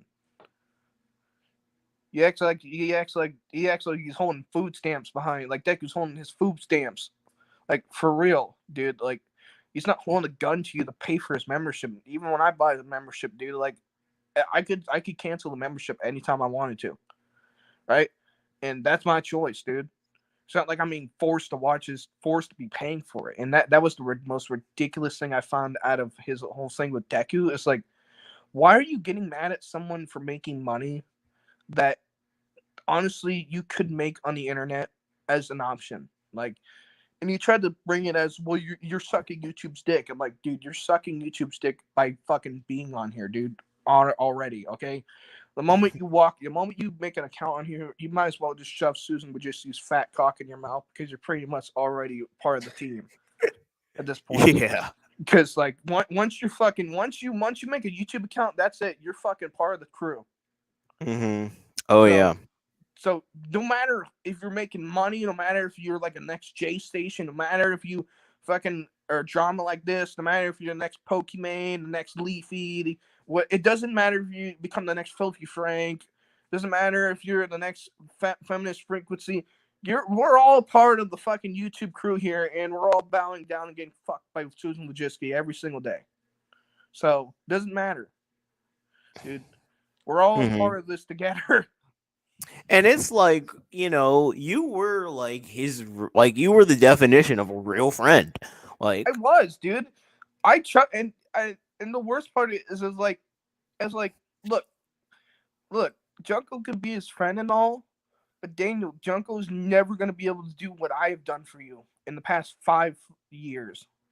Like, for real.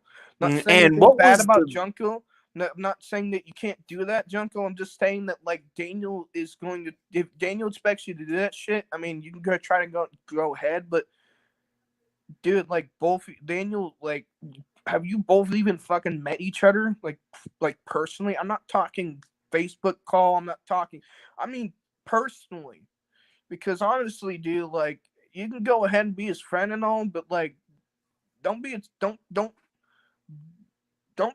be expected when he fucking realizes that like literally he just lost someone who really cared, right? You can go ahead and care for him as much as you can, dude. Try to support him as best as you can, but just realize that, like, Daniel, you're not gonna get someone ever like me ever again, ever, ever, ever. Seriously, what kind of person spends? I tried to spend every single day I could with you, dude, to try to make you happy. All right, and you want to throw that away? Well, guess what? Good luck trying to find some girl like that, some that's gonna do that shit for you, because she ain't gonna fucking pay for your meals. She can expect you to pay for her meals, dude. Only the bros do that because with the boys, you know what I mean. It's like, hey, you gotta take one for the team. Well, when you ask a girl straight up to pay for her meals, oh fuck no, she ain't gonna do that shit. You know what I mean? Because you both got to give in. You know what I mean? I was the one always giving in to you, dude. Always putting a good word in for you because, I wanted to be nice. I wanted to be generous. You know what I mean? I wanted to show how much I cared for our friendship. You know what I mean? I just want to keep things rolling and shit like that. But because you want to get mad at me and flail your arms like a fucking flailing retard because I don't want to see your side, dude, that's pretty low of you, dude. Because regardless of what you think of these people, dude, we could have just kept just rolling on our friendship.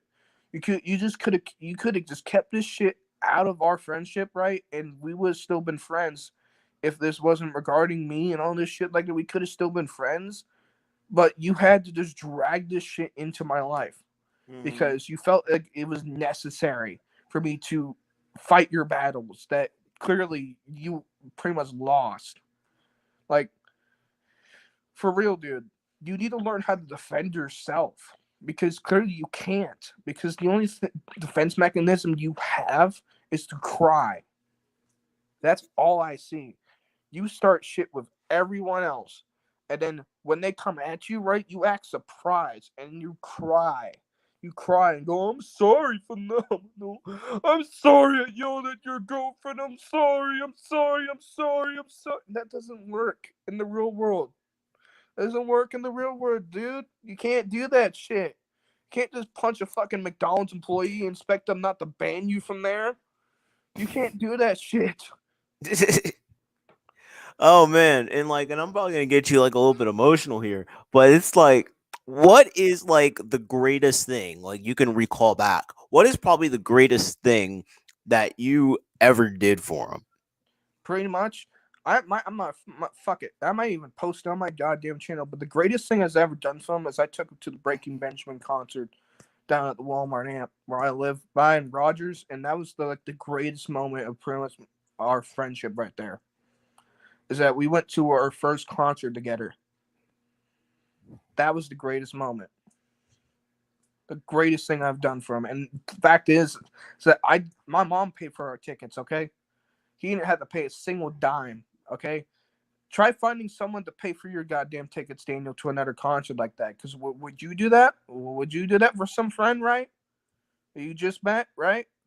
Or because be honest, dude, like you're not gonna get something that good in a long time. Trust me. Trust me. Some people will not do that kind of shit for you. Some people say, "Hey, man, you know what? You're gonna pay on your own, all right?" Me, I was being nice. My mom was being nice. Hell, you even fucking lied to her too. You even my mom even he brought my mom to the shit too. My mom fucking talked to him on the phone and was telling him like, dude, you need to knock this shit off, or And my mom even forced the ban on him, right? She said, if you Hmm. don't fucking get your act together in January, you're not allowed at my son's house. That was the reason why we were waiting till January because my mom was even sick of his shit. Oh wow, so it's because of him like that you two kind of like you two were just not allowed to see each other. Yeah, exactly. Because he wanted to fuck around with me at like 2 a.m. in the morning while my parents are fucking, like my dad's sleeping and my mom's in their next room. and they had to hear me screaming at the top of my lungs at his ass because he wants to tell me it's either me or them, Mason, me or them. Fuck it, I'll take the plushies. Fuck you all. just, just, just complete fuckery, right? And he lied to my mom because my mom was like, "You better stop this shit, right?" And guess what? A couple weeks later, you know what? Brings right back, right back, right back. Because the first time, and now we'll get to this part. The first time was at my job. Now, on that live and uncut, like this was when I was still a spectator too. Because at this Mm-hmm. point, like Daniel was bringing me up, and I was just a part of his streams, right? I didn't go on there to just talk mad shit like he does. I just went on there to see what the fuck was going on, and regardless of what was going on, I really didn't want to take part of it. So when you guys started coming in sus of me, it's like, oh shit. So that's why when I got on there, I was like at my job and at my work and shit like that, and I was trying to get Daniel to calm down. Okay, at this point, because it's like, dude, hey, look, dude, everyone's like looking at me, dude. You need to stop this shit, right? And this is where the most magical fucking moment of Daniel Rolf's true colors really show, because this is when this is like the greatest fucking like fuck up he's ever made, like of all time. I think we can all agree here. This is the greatest fuck up he's ever made.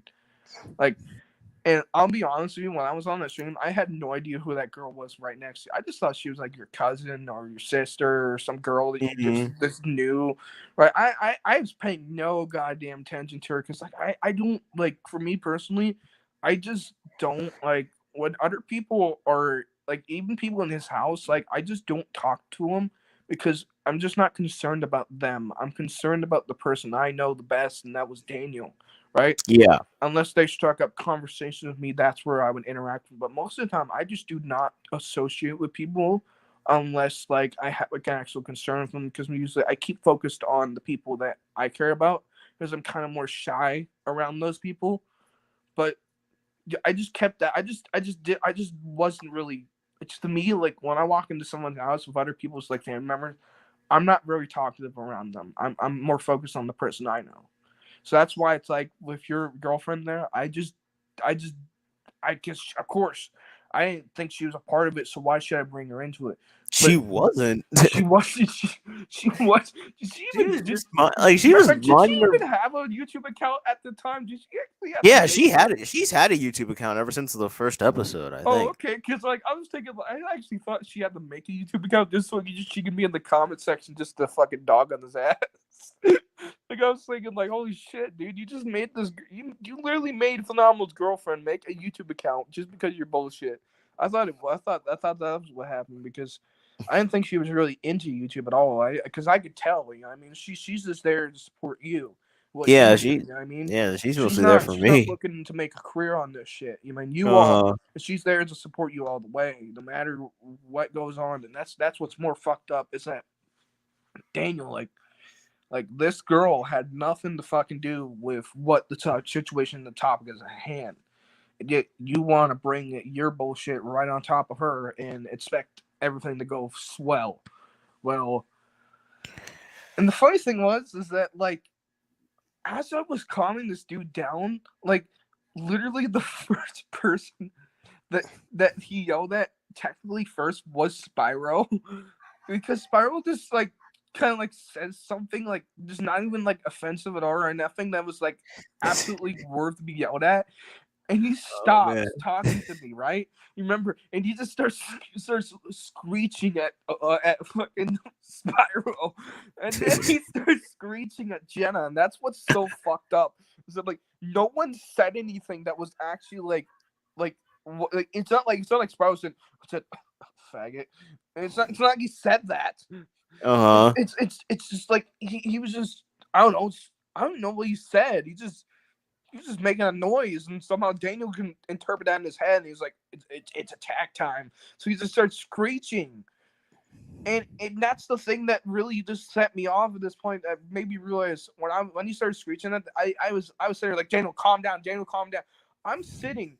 I'm standing. All right, I'm in a cutaway bus. Okay, it's like fucking, and it's like 8:40, right, or 8:50.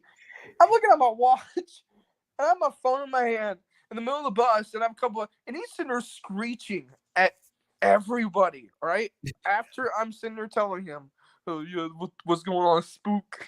Yeah, he's sitting there screeching, bro, screeching, and I'm just like, I'm like, what the fuck have I got myself into, dude? I need to go back to work, right? And so after this whole fucking bullshit of him screeching, and then he's like, and don't I remember he yelled at you? He's like, kick me out, bitch, kick me out, just shit like that. You just like kicked him, right? I gave him what he wanted, Yeah, you so gave him what he wanted. He's like, kick me out, bitch, do it, do it. Like, you kicked them out, and I'm just standing there in that bus, just like fucking bewildered, like of what fucking transpired. And that was the funny thing. When you start screaming at your girl, that's when I fucking realized there was so. That's when I fucking realized who that. Like, there was actually like someone right next to you, because I really wasn't paying attention to her, because I was more contacted on you, not her. So really, she wasn't really much of my. And when she started screaming at her, he started screaming at her. I was like, wait a minute, wait, what was she here? And that's when shit just went fucking insane. Because after that, like, dude, I had to get my shit done, right? And I don't know if I called Daniel or he called me, but I fucking called this dude up, right? As I'm finishing the last bus. And this is where I'm just going off on this dude. I'm fucking cussing. I'm not yelling at him, like yelling on screeching like he does, because when I fucking scream, I sound like an adult. When he screams, he sounds like a velociraptor. This guy's balls stuck in a fucking bear trap. But I'm just sitting there telling this dude, like, dude, you don't need to be fucking involving me in this bullshit, dude. You realize I'm on the fucking clock, dude? Like, you can get me fired in all this bullshit. He's like, I'm sorry, well, they were instigating. I don't give a fuck if they were instigating. Unless they paid for my goddamn check, then I'm gonna fucking come at them. Because, dude, at the end of the day, dude, I don't give a fuck what you think about these people, dude. I don't need to be dragged into your bullshit, dude. Like, I'm working. I'm making money, and you want me to come on these streams to fucking have you screech at everyone you fucking see because you can't handle a goddamn situation like a fucking real man that you claim you are, because the nuts on your, and then because the fucking hair on your nuts is not clearly enough showing that you are a man, because you act like a 5-year-old inside of a 24-year-old's body. Dude, it was fucking ridiculous. I was like, in front of my dispatcher too. I was like, dude, you need to fucking knock this bullshit fucking horse candy shit off. And I walk outside, and one of the maintenance guys is telling me, get on the phone, dude. That's gonna get you fired. So I'm telling him, like, dude, I'm like, dude, just fucking stop this shit. And I hang up, right? And because I'm like sitting there, like thinking, like, oh my god, how much? I got like, it was 9:30, 9:30. I'm supposed to be out there by 9. It's 9:30, right? I look at my overtime, and oh my god, dude, I wrecked so much overtime. And I was like, God damn it, Daniel. So, fortunately enough, my boss is a really cool dude. He's a really cool guy. Like, I'm like, because I used to work at Walmart. I used to work at retail. And I fucking hated the management there. Hated the management. They were pricks. My boss is so chill. All right. So I'm like coming up to him, and I'm like, I'm so sorry that I got overtime. It was like I was like saying it was like a personal matter, like a family matter. Really, it was just fucking internet drama. Because how the fuck you explain it? And I'm like, and he's like, hey man, look, just is there a way we can work this out? You know what I mean? I was like, well, I can just keep my phone in my locker. And so I'm blaming, like, I can just keep my phone in my locker, and we could just I could just turn it off. You know, that way I'm focused on my phone. You know, and shit like that. Because to be honest though, I'm not gonna lie. Before all this shit, really, I kind of should have really kept my phone in my locker, because whenever I have buses watching, I'd be sitting there on my phone looking at social media and all that shit like that, when I should be doing that when I'm not working. You know what I mean? When I have downtime. But Yeah. my boss was really cool about it, and we worked out a situation. And he even told me, he's like, "Hey, look, so I even got my notes." But he's like, "Hey, look, if you have an actual like, if your family if your mom gets into like a car accident or something like that, or like something like happens in your family, and they need to, or like something urgent, right? They need to contact you. Here's like our phone number for the phone that's on the wall in our shop, right?" And that's so cool. My boss is like, he's like, he's at least he's really understanding, right? Like that was the thing. It's like every one of you guys were like worried about me losing my check, and so was I, because I was nervous as hell, because I was like, dude, if I fucking lose my job, I'm fucking storming over there to Daniels and I'm beating his ass. Oh And he, man, you should. dude, Oh man, that definitely, would have happened. I'm You gonna definitely would shake have the had to get that goddamn on video. quarters and pay quarters out of his ass, because he's gonna have to pay for my car insurance some way or another. Because even my mom even said that too. She was like, she was like, "Are you gonna, if my son loses his job, are you gonna pay for his car insurance? It's 114 a month. I think you can come up with that." Well, actually, you can. Pretty much, he would have to pay up of. Pretty much, he would have pretty much no money to spend with his paycheck for that kind of shit. So you're lucky I didn't lose my job, dude. Because with you, what you make in a fucking every 2 week pay period, dude, you would have little spending money of my bills, little spending money, right? Because like I just got full time, and I just got medical benefits, so I'm not, so now I'm covered. Shit like that. I'm covered in my paycheck and stuff like that. So, fortunately for me, my car insurance bill's gonna probably go down because they don't have to pay my dad that much. But you're lucky, dude. You're lucky I didn't lose my job. That my boss is really, really cool, dude. Because if that shit was at Walmart and like retail store, they don't give a fuck. They will find any way to fucking write you up. Swear to God, like they will write you up for the smallest shit just so they can get you in trouble. Because the funniest thing is that the I actually experienced drama before it, and that was when working at retail. Because there was always drama where I was working in retail, because they're always talking, everyone's always talking about who the fuck got fired, and who started shit like this. I mean, there's always drama in that kind of situation, right? But Mm-hmm. with him trying to bring internet drama into my fucking job, that was just pretty much downright stupid. Like, downright stupid. Like, for real, dude. Like, I've never brought like internet drama into your job, but yet you're gonna start shit here. Especially especially afterwards, after this. Yeah, you made, my gosh, everyone's seen this shit on Deku's channel. Dude, why the fuck? I'm gonna ask you this directly. Why the fuck did you think it's a good ass idea to message Deku himself? I'm gonna rape this girl. I'm gonna fucking rape this girl. Or rape Phenomenal's girl. What made you think that he was gonna look at that shit and go, fuck, man, I'm not gonna say this shit to Phenomenal. Definitely not going to tell him this stuff. Definitely, man. Maybe my brain's not working today. Nah, man, I think those spooks just fucking hit me across the head. Nah, I'm not gonna tell anyone, but dude, you just played yourself. Really, you really played yourself.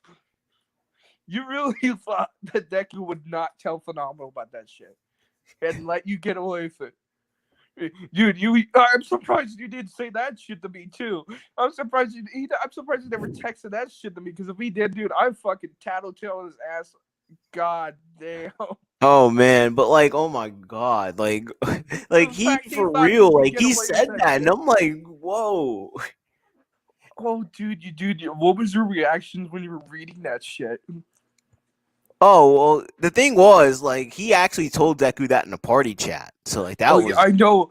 But the thing is, it's like, just what was your just initial reactions of just him saying that shit? Like, was it in front of you, or was it behind your back? Because It was behind my back because that was like while I was in the middle of streaming. Like yeah.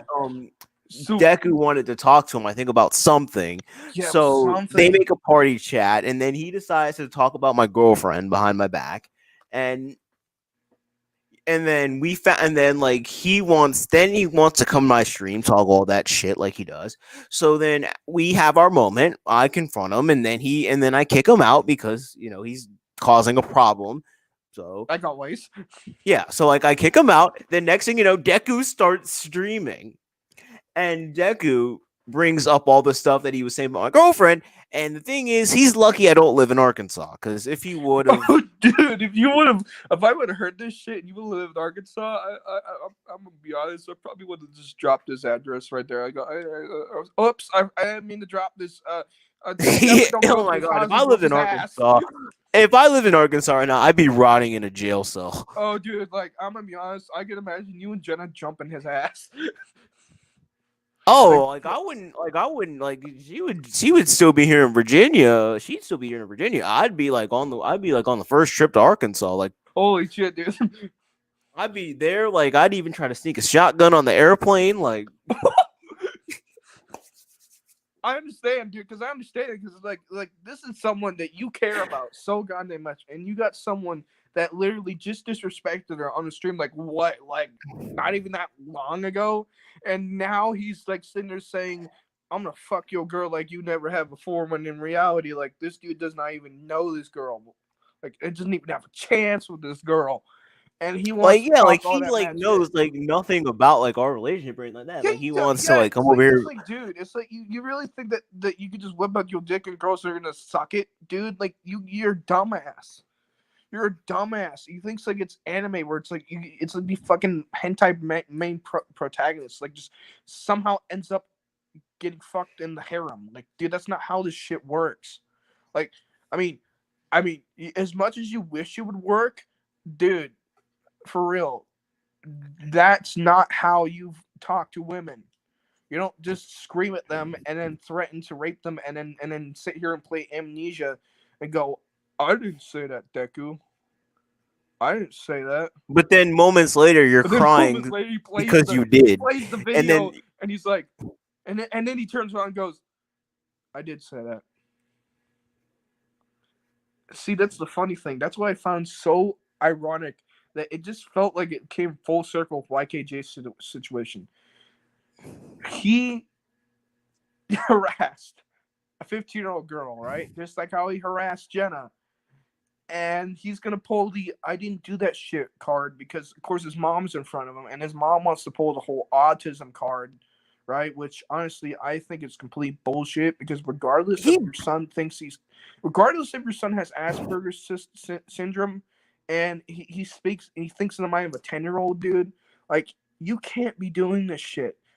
The government does not, the fucking police do not give a fuck if he's mentally retarded. Like, and he's saying this shit. You will go to fucking jail regardless, okay? Like, you yeah, can't like do he that shit. blew There's the no autism special. card like a There's no. while ago. It's not like, "Oh, officer, officer, I'm retarded. That's why I fucking shot and killed this lady over here." Okay. Go on for your day. Go on for your day. It's just whatever. I'll just give you a warning. No, you don't get a pass for that shit. You don't get a fucking pass. But like, again, it's like for real. I really thought this was. I really kind of like, at that point when I heard him saying that shit, I was pretty mad. I was pretty smoking mad, because I was like, telling him, like, you really said that shit to his girl behind it. You really said that shit about his girl behind his back, right? And you really thought you could get away with that shit, right, dude? That's fucking low. That's really goddamn low, especially for the fact that, like, you were streaming, Deku was streaming, right? And you got to hear about this shit on your stream, and you got to stop your stream and come onto his shit just to confront him on this shit that you just heard about, right? And the fact that, I confronted him about that the next day. oh, you did? Oh, okay, because I thought it was during because the day. yeah, it was no, because the thing what happened was I did my stream. Deku, while I'm doing my stream, Deku and Hero are in the party chat. They're talking. Hero's making the comment. Next thing you know, he comes in my stream. He wants to talk all the shit. So then we have our moment. Then Deku starts up his stream. He exposes the comments that he made. Then afterwards, like I do my stream, I do another stream for like a little bit or so. Then the next day is when the infamous plushie virus video was, when we actually were recording that conversation. Dude, it's so good. It's so glad. I'm so glad you guys record that as insurance policy because Like, honestly, if Deku didn't have that fucking video, dude, oh my god. oh yeah, like, oh, and like me and him were both recording that video because like we needed to have backup. Definitely, dude. Like, cause that, Like, and especially when your girl got on the phone, and mhm. I'm gonna be honest, dude. That's fucking grinning. That's funny. It's funny how Daniel's literally getting fucking wrecked by the same girl he wanted to screech at and act all tough against. That had nothing to do with it, and the dude's sitting there crying like a little bitch. Like for real, dude. Like you think you want to tell me that I respect women. I respect women. I wouldn't treat women like Otaku does. You the same guy who said this shit towards Jenna. You making Otaku look like a gentleman, dude. For real. Like I'm gonna say I'm gonna be honest. If Otaku shaved off a couple pounds and ate a little healthier, I could see get some bitches out the club. If he just what I mean got a little healthier, because at least he has the common courtesy to not fucking say that kind of shit on live streams and in front of people. Okay, like I know his thoughts on women are controversial, but I mean at least like the dude doesn't like sit here and say out front the stupidest shit like that. Like really, because when you really think you're gonna fuck around and find out with that shit, dude, you're a horrible person. Really, Yeah. it's bad. It's really bad that like he, and the worst part was that like afterwards, I guess after the situation, he gets mad. I think this was during like the Boston thing about the 44 years. Oh It yeah. seems like he forgot like what happened transpired in Deku's stream, and then he wants to come and tell me. Remember him telling me about the Boston thing? He comes and tells me I would never treat a woman like that in my house, and I'm just sitting there thinking in my head, I was like, if Jenna was in the house, you'd definitely be fucking treating her like that since you like to do that shit. But I guess since you forgot, since you have the memory of a goddamn pebble, uh, I guess so, Mister Plushy fucker. Since you talk, I guess he talks to his plushes like that when he fucking my back room, like, don't you dare touch me like that! Shut up, bitch, and smacks her. Because I guess that's the only women you ever get to talk to. Did he actually do that? No, but I'm just saying that because Oh, I was about to let's say. be honest, dude. Like, I don't even know what he does to his plushies. I know he sleeps with them though, probably. Oh god, there's probably some jizz all over that shit.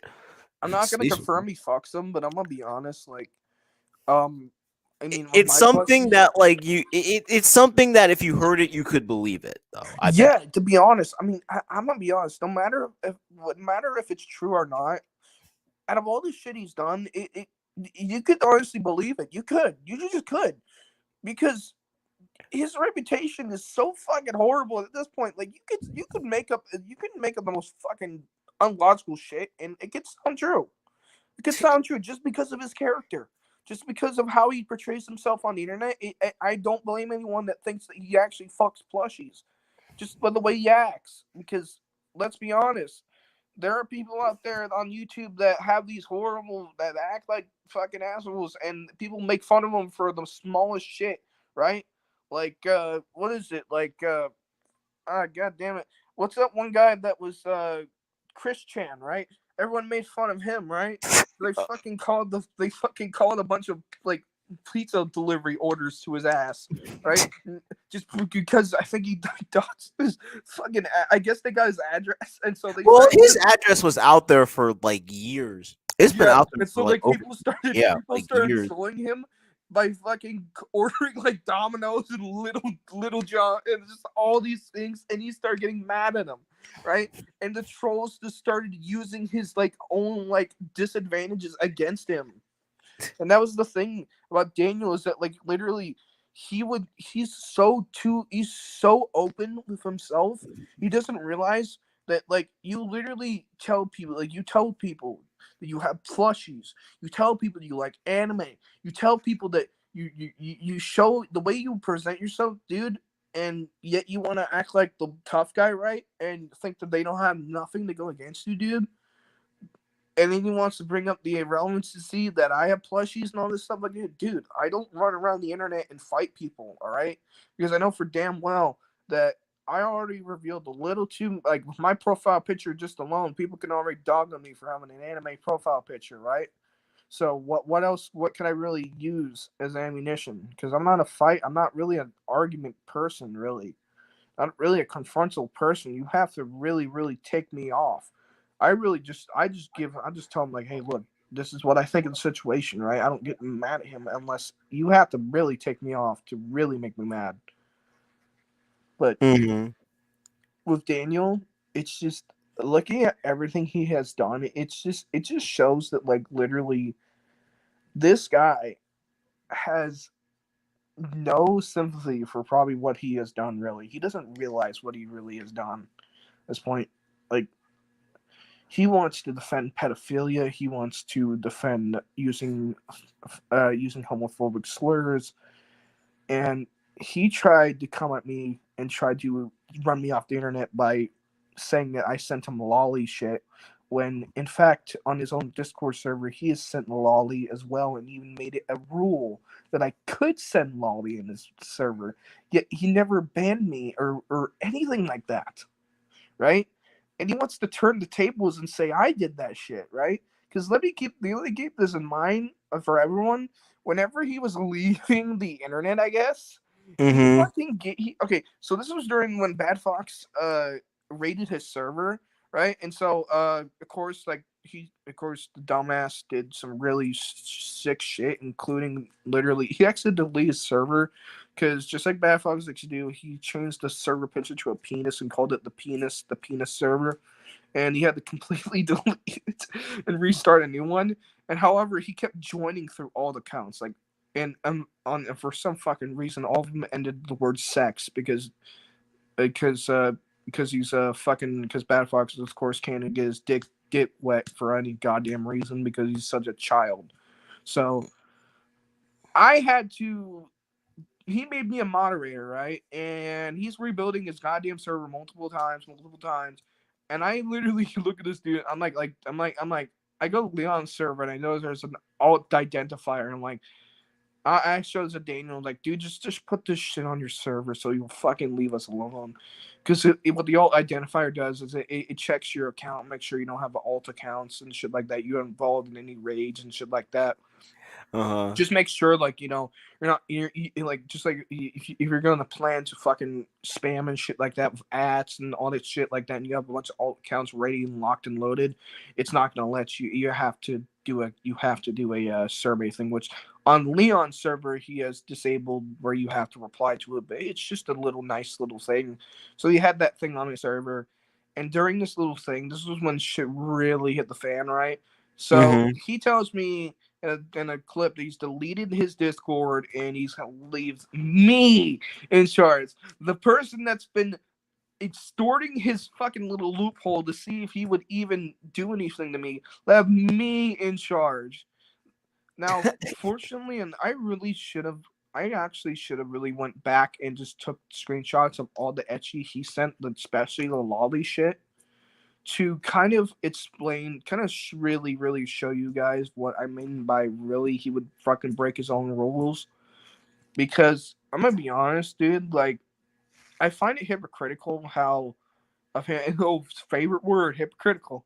I find it hypocritical how he claims I sent Lolly when literally one of the characters is called Hastia from Is It Wrong to Pick Up Girls from a Dungeon?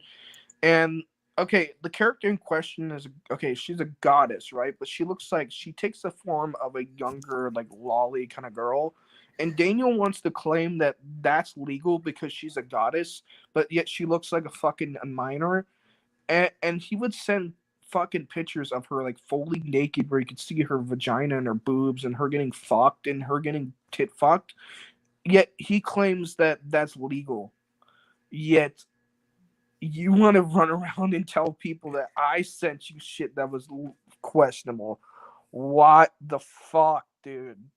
What the fuck? It's sick. It's disgusting, and it's honestly like it's just sad. It's just sad that he had to really do that shit to me, on God. He really had to do that shit to me after all I done for him, after all the things, nice things, and just generosity around and the good times we spent. He had to turn around and try to manipulate Andrew Madot, part of EWT, because I remember him hitting me up, and he was he at first, right? He hit me up. He's like, you need the jig's up. You need to delete your channel. I'm like, what?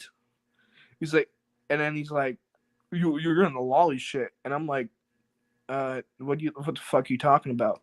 It's like, you were sending lolly in Daniel's server, and I immediately went, oh, wait a minute, no, actually, because I sent him the rules, and I was like, actually, if you look at his fucking rules, it says otherwise. Matter of fact, Daniel's the enabler of it, because that's the weird thing, is that, like, I looked at these rules for a couple of months before I brought this up, and the thing is that technically, I mean, anyone could have brought these rules up, anybody in that server, okay?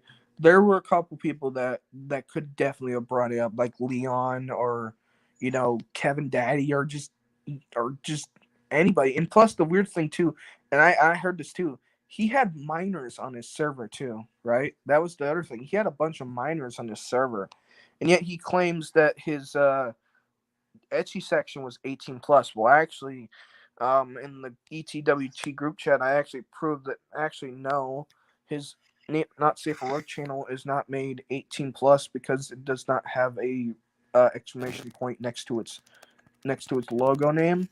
So technically, anyone could go onto the ecchi server, ecchi part of the channel, and look at that shit.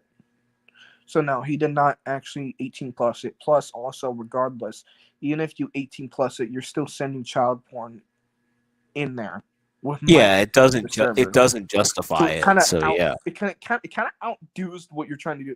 So you're trying to say that no minors are allowed in the ecchi section, yet you're sending minors in the ecchi section. So what's the fucking point, dude? What's the point? You're really just enabling this shit, dude. Because on God, like every fucking thing I've sent him on those screenshots he claims that I sent him, he never had a single fucking problem with. Never had a single problem with it. He never told me, Mason, don't do that. Mason, why did you send that? What the fuck is wrong with you? He always say there the three. You said one of four words. Damn, sexy, hot, holy shit, or hell yeah. Never said, Mason, what the fuck? You said hot, sexy, damn, hell yeah. Does that sound like someone who's confronting me for breaking his rules?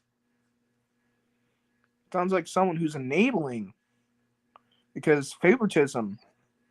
Because Mm-mm. I'm his friend, I'm his best friend that he thought he could fuck around with. Really. Well, after Jack's stream, and after that fucking situation at the end, which I'm gonna be honest was gold, just gold right there. Dude, J Man's reaction was hilarious. So was Jack's, but at this point, when I come back in January, I'm just done with this dude. No, I'm not mentioning this dude at all. Honestly, he does not deserve another video. Hey, yeah. If he comes back, dude, I don't give a fuck, dude. He can make as many fucking exposing videos on me, whatever the fuck he wants. Uh, dude, you're already a piece of shit. You're just a piece of shit, dude. No one wants to. No one wants to hear from you anymore, dude. Just seriously, fuck off. Go to your job. Go clean the dishes that you're paid to do. All right. Why don't you work as hard as you do on YouTube to get a promotion at your job? I don't get that. Uh, But as to my channel, so let's get to the point where I start getting involved in my channel. All right, because now we got to get to that part. Because I know we've been dragging this thing out with Daniel a lot, but hey, but it's been entertaining. But yeah, hell continue. yeah. But anyway, so um, after I made the otaku like little joke video, which at this point I really have no problems with doing anymore. Really, at this point, because Daniel's dragged it in, but I actually have made a response to otaku, but I actually deleted it because I just didn't think it was worth it. I really didn't think it was worth it. But it was one of my first commentary videos, and it was okay. I just had a picture of him in the background, and that was it. Now, there is one person I have actually made commentaries on, and it's someone that you actually already had on the last P1's Corner that I'm kind of familiar with that he was talking about, and that's Dan Stein. Now, I have made 3 videos on Dan Stein, 2 of them serious, one of them just a shit post at that point because, dude, you really calling the evidence I put on you slander. Really. Really.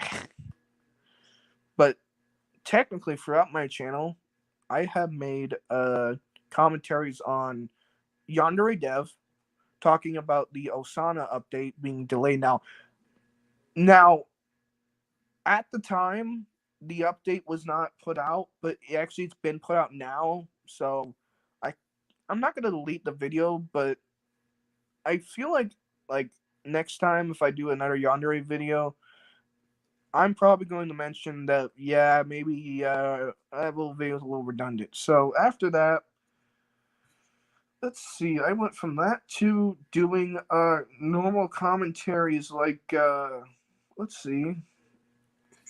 Oh yeah, I did the review. I did the plushie. I did the Ram plush review. That's Hmm. one of my first reviews I done. Oh wow, you reviewed plushies. Yeah, I actually have.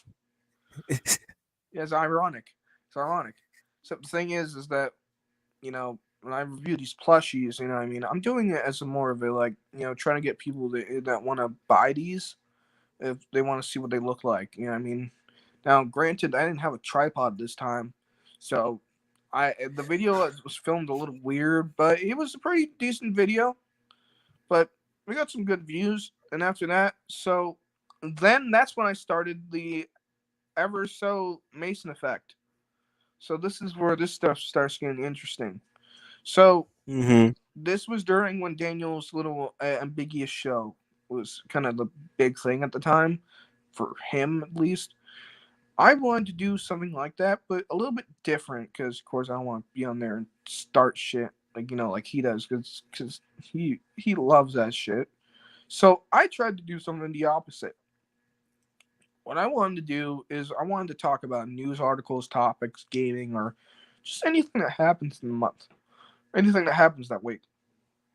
That way, I can put more of a positive like view on stuff and get away from the drama and more about the real things that matter in life, like the real events in life. Because that's the things that I think like Daniel would needs to talk about. Like that's the thing he needed to talk about. Like talk let's talk about the real things in life, not about individuals that you were obsessed with, dude. Like let's talk about like I don't know, like we could like if I we could talk about the election, dude. We could talk about that. We could talk about local news. We could talk about gaming. Heck, I mean, here like I'm hearing the scalpers on those PlayStation 5s and those Xbox Series X's. Yeah, those retailers are canceling their pre-orders, man. They're cutting down on them.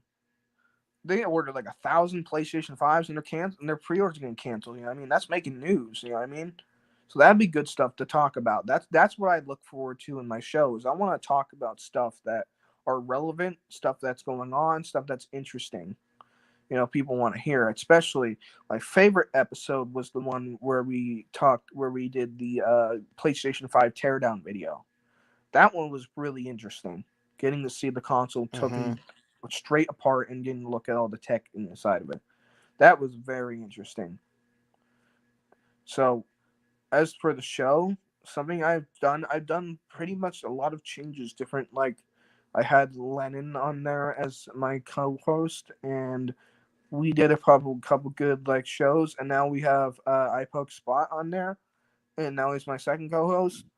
So we've been doing pretty good on those shows. But I also made this little change to it now when I come back in January. So I kind of decided for my channel, it's best that I do these Mason Effect shows at the end of the month due to the problem I found with the show. So it's not just the show itself. It's just like not much goes on in a week, right? We did it every Saturday. Not much goes on in a week, all right. There's there's, Mm-hmm. there's only a little we could talk about, but I kind of thought in the more retrospect, like when you at the end of the month, there's always a lot of stuff that goes at the end of the month and a lot of good highlights we can bring up. And that's what I feel like the show should be, is that it should be the highlight of the month. Right? What happened this month? What was the biggest thing that happened this month, right? So that way we can highlight and end the month with that, and then we go on to the next month. I feel like that's a lot more relevant. Plus, also, it leaves me more time to actually like do content that I actually want to do. Like, actually want to do pre-worded content, pre-recorded. Because the thing was, is that because I had to make a show every single Saturday, it kind of left really hard for me to do time to do videos because Yeah. it's the Saturdays and Sundays are the only times I have off at my job, right? And Mm-hmm. when I have to do shows every Saturday and yet have to kind of come up with pre-recorded videos and other topics to talk about, that can be pretty hard to do when you just don't get a break from both of that. And because what I want to focus on is I want to focus on the main content, the main videos, and leave the live streams. Like the gaming live streams will still continue in some points, but the Mason Effect itself should just be the big highlight of the month. Whereas for my Mm-hmm. normal videos should be stuff like small stuff I want to talk about, like my opinion on a game or just news articles or just something I want to talk about. I think that's where it should be left off to, honestly, because I was kind of struggling in between episodes to try to come up with stuff to think about. And yeah, there was some really good stuff to talk about in some of those episodes, especially like some of the host. I think one of the hosts from Who Wants to Be a Millionaire died. That was a really good topic because we Mm-hmm. paid respects to him and stuff like that. But like other times, I didn't have a lot of stuff to come up with and talk about because it's like, yeah, this is kind of not really interesting. Like the one I'm probably not gonna bring up again was the Ford F-150 thing I talked about, because I kind of found out that most people are not into cars as much as I am. I'm Mm-hmm. really into cars. Like that's what made me go to school for 2 years. Matter of fact, I went to tech school for automotive learning, and that's actually how I got my bus company job. Is That's the mission they got for me, but I got skills and stuff like that on knowledge on that. But I kind of realized that like most people don't not car guys, right? Most people are not gonna not really care about cars and stuff like that. So I'm kind of gonna keep that to a side on doing that stuff. I want to find stuff that are more interesting. And that's the hard part. Is trying to find something interesting, really, really interesting in the middle of the week, unless it's like serious. Just Mm-hmm. like the couple Yeah. topics I have talked about, just serious topics. But those are hard to come by sometimes. So sometimes, especially on especially on Len's show, it's like um, for him though, it's easy a little bit easier because he can talk about food all day. For me, trying to come up with current topics, right, on current news or just stuff like that is hard because it's like it's weekly, all right, weekly, and that stuff is gonna happen in a month though. In a month though, you can count off a lot of stuff that goes on a month, all right. A lot of stuff goes on in a month. That's enough. That's plenty of time to hear a lot of stories and a lot of interesting things and a lot of recaps of that month. A week goes by pretty fast. It's not much that goes on.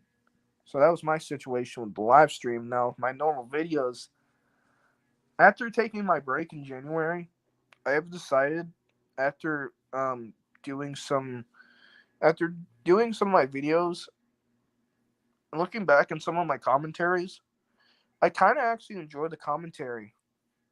Like, and the thing I enjoy the most is I like commentary over gameplay kind of style where you talk and there's gameplay over the commentary as something to look at and just I feel like that's a lot more easier for me to work with instead of having to Mm-hmm. find a picture like as I used to put in front there. Because I like channels like that, like Optimus and stuff like that, and Griffin Gaming that have like gameplay over commentary, and they just sit there and they Yeah. talk. I feel like a lot of people like that style a lot more than just like, and plus it leaves a lot less editing, right? Because all I gotta do is Hmm. screen record the gameplay that I'm playing on the game on my mobile phone, of course, till I get a PC and I can actually do the actual thing where I can record from like my PS4 or stuff like that. But once I get that stuff recorded, it just makes editing a little easier and it makes it just a lot more fun to do videos. But my editing skills actually gone pretty well. Matter of fact, in the recap of the Jack stream as I sent to J Man, my editing has actually gotten pretty good. I don't know if you saw it, but Yeah, you I'm sent able me it.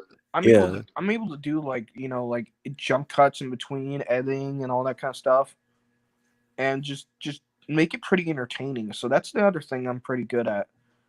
So I actually plan on doing like I got some videos on PlayStation 4. I got to edit in Share Factory. Those may come soon whenever I can get to them. But I kind of plan on doing like gaming videos where it's like that, and then like commentary videos in between that, and then gaming live streams, and then the Mason effect. That's pretty much my plans for the channel. Is that I'll try to keep like not consistent uploads every day because I'm working, but try to keep up with a video at least each week the best I can. Mhm. Because And mhm. yeah, go ahead. and, and I wish you the best of luck. Anyways, I think that we have reached enough for this episode. I think we got a lot of. I think we've had a lot. I think we've had a good discussion. I think we talked about a lot for this episode. Interesting stuff too, Yeah. especially. Be sure to check out be sure to check out Mason's channel. He's on that road to 100. Get him there every step of the way. And of course, check out my channel. We got more content on the way. Live in the Cut season 2 premieres this week on the channel, the best open forum on YouTube. And I'm going to take that category for myself because I can. Best open forum on YouTube. So much happened in 21 episodes. Like, oh my god. It will take you a whole day to watch all episodes. It'll take you a whole day. Maybe two. But yeah. So yeah, check all that stuff out. Give Mason the love and support he needs. And until next time, P1's Corner. P1 signing off. Saying thank you for watching and be safe wherever you are. Have a good night. Bye bye.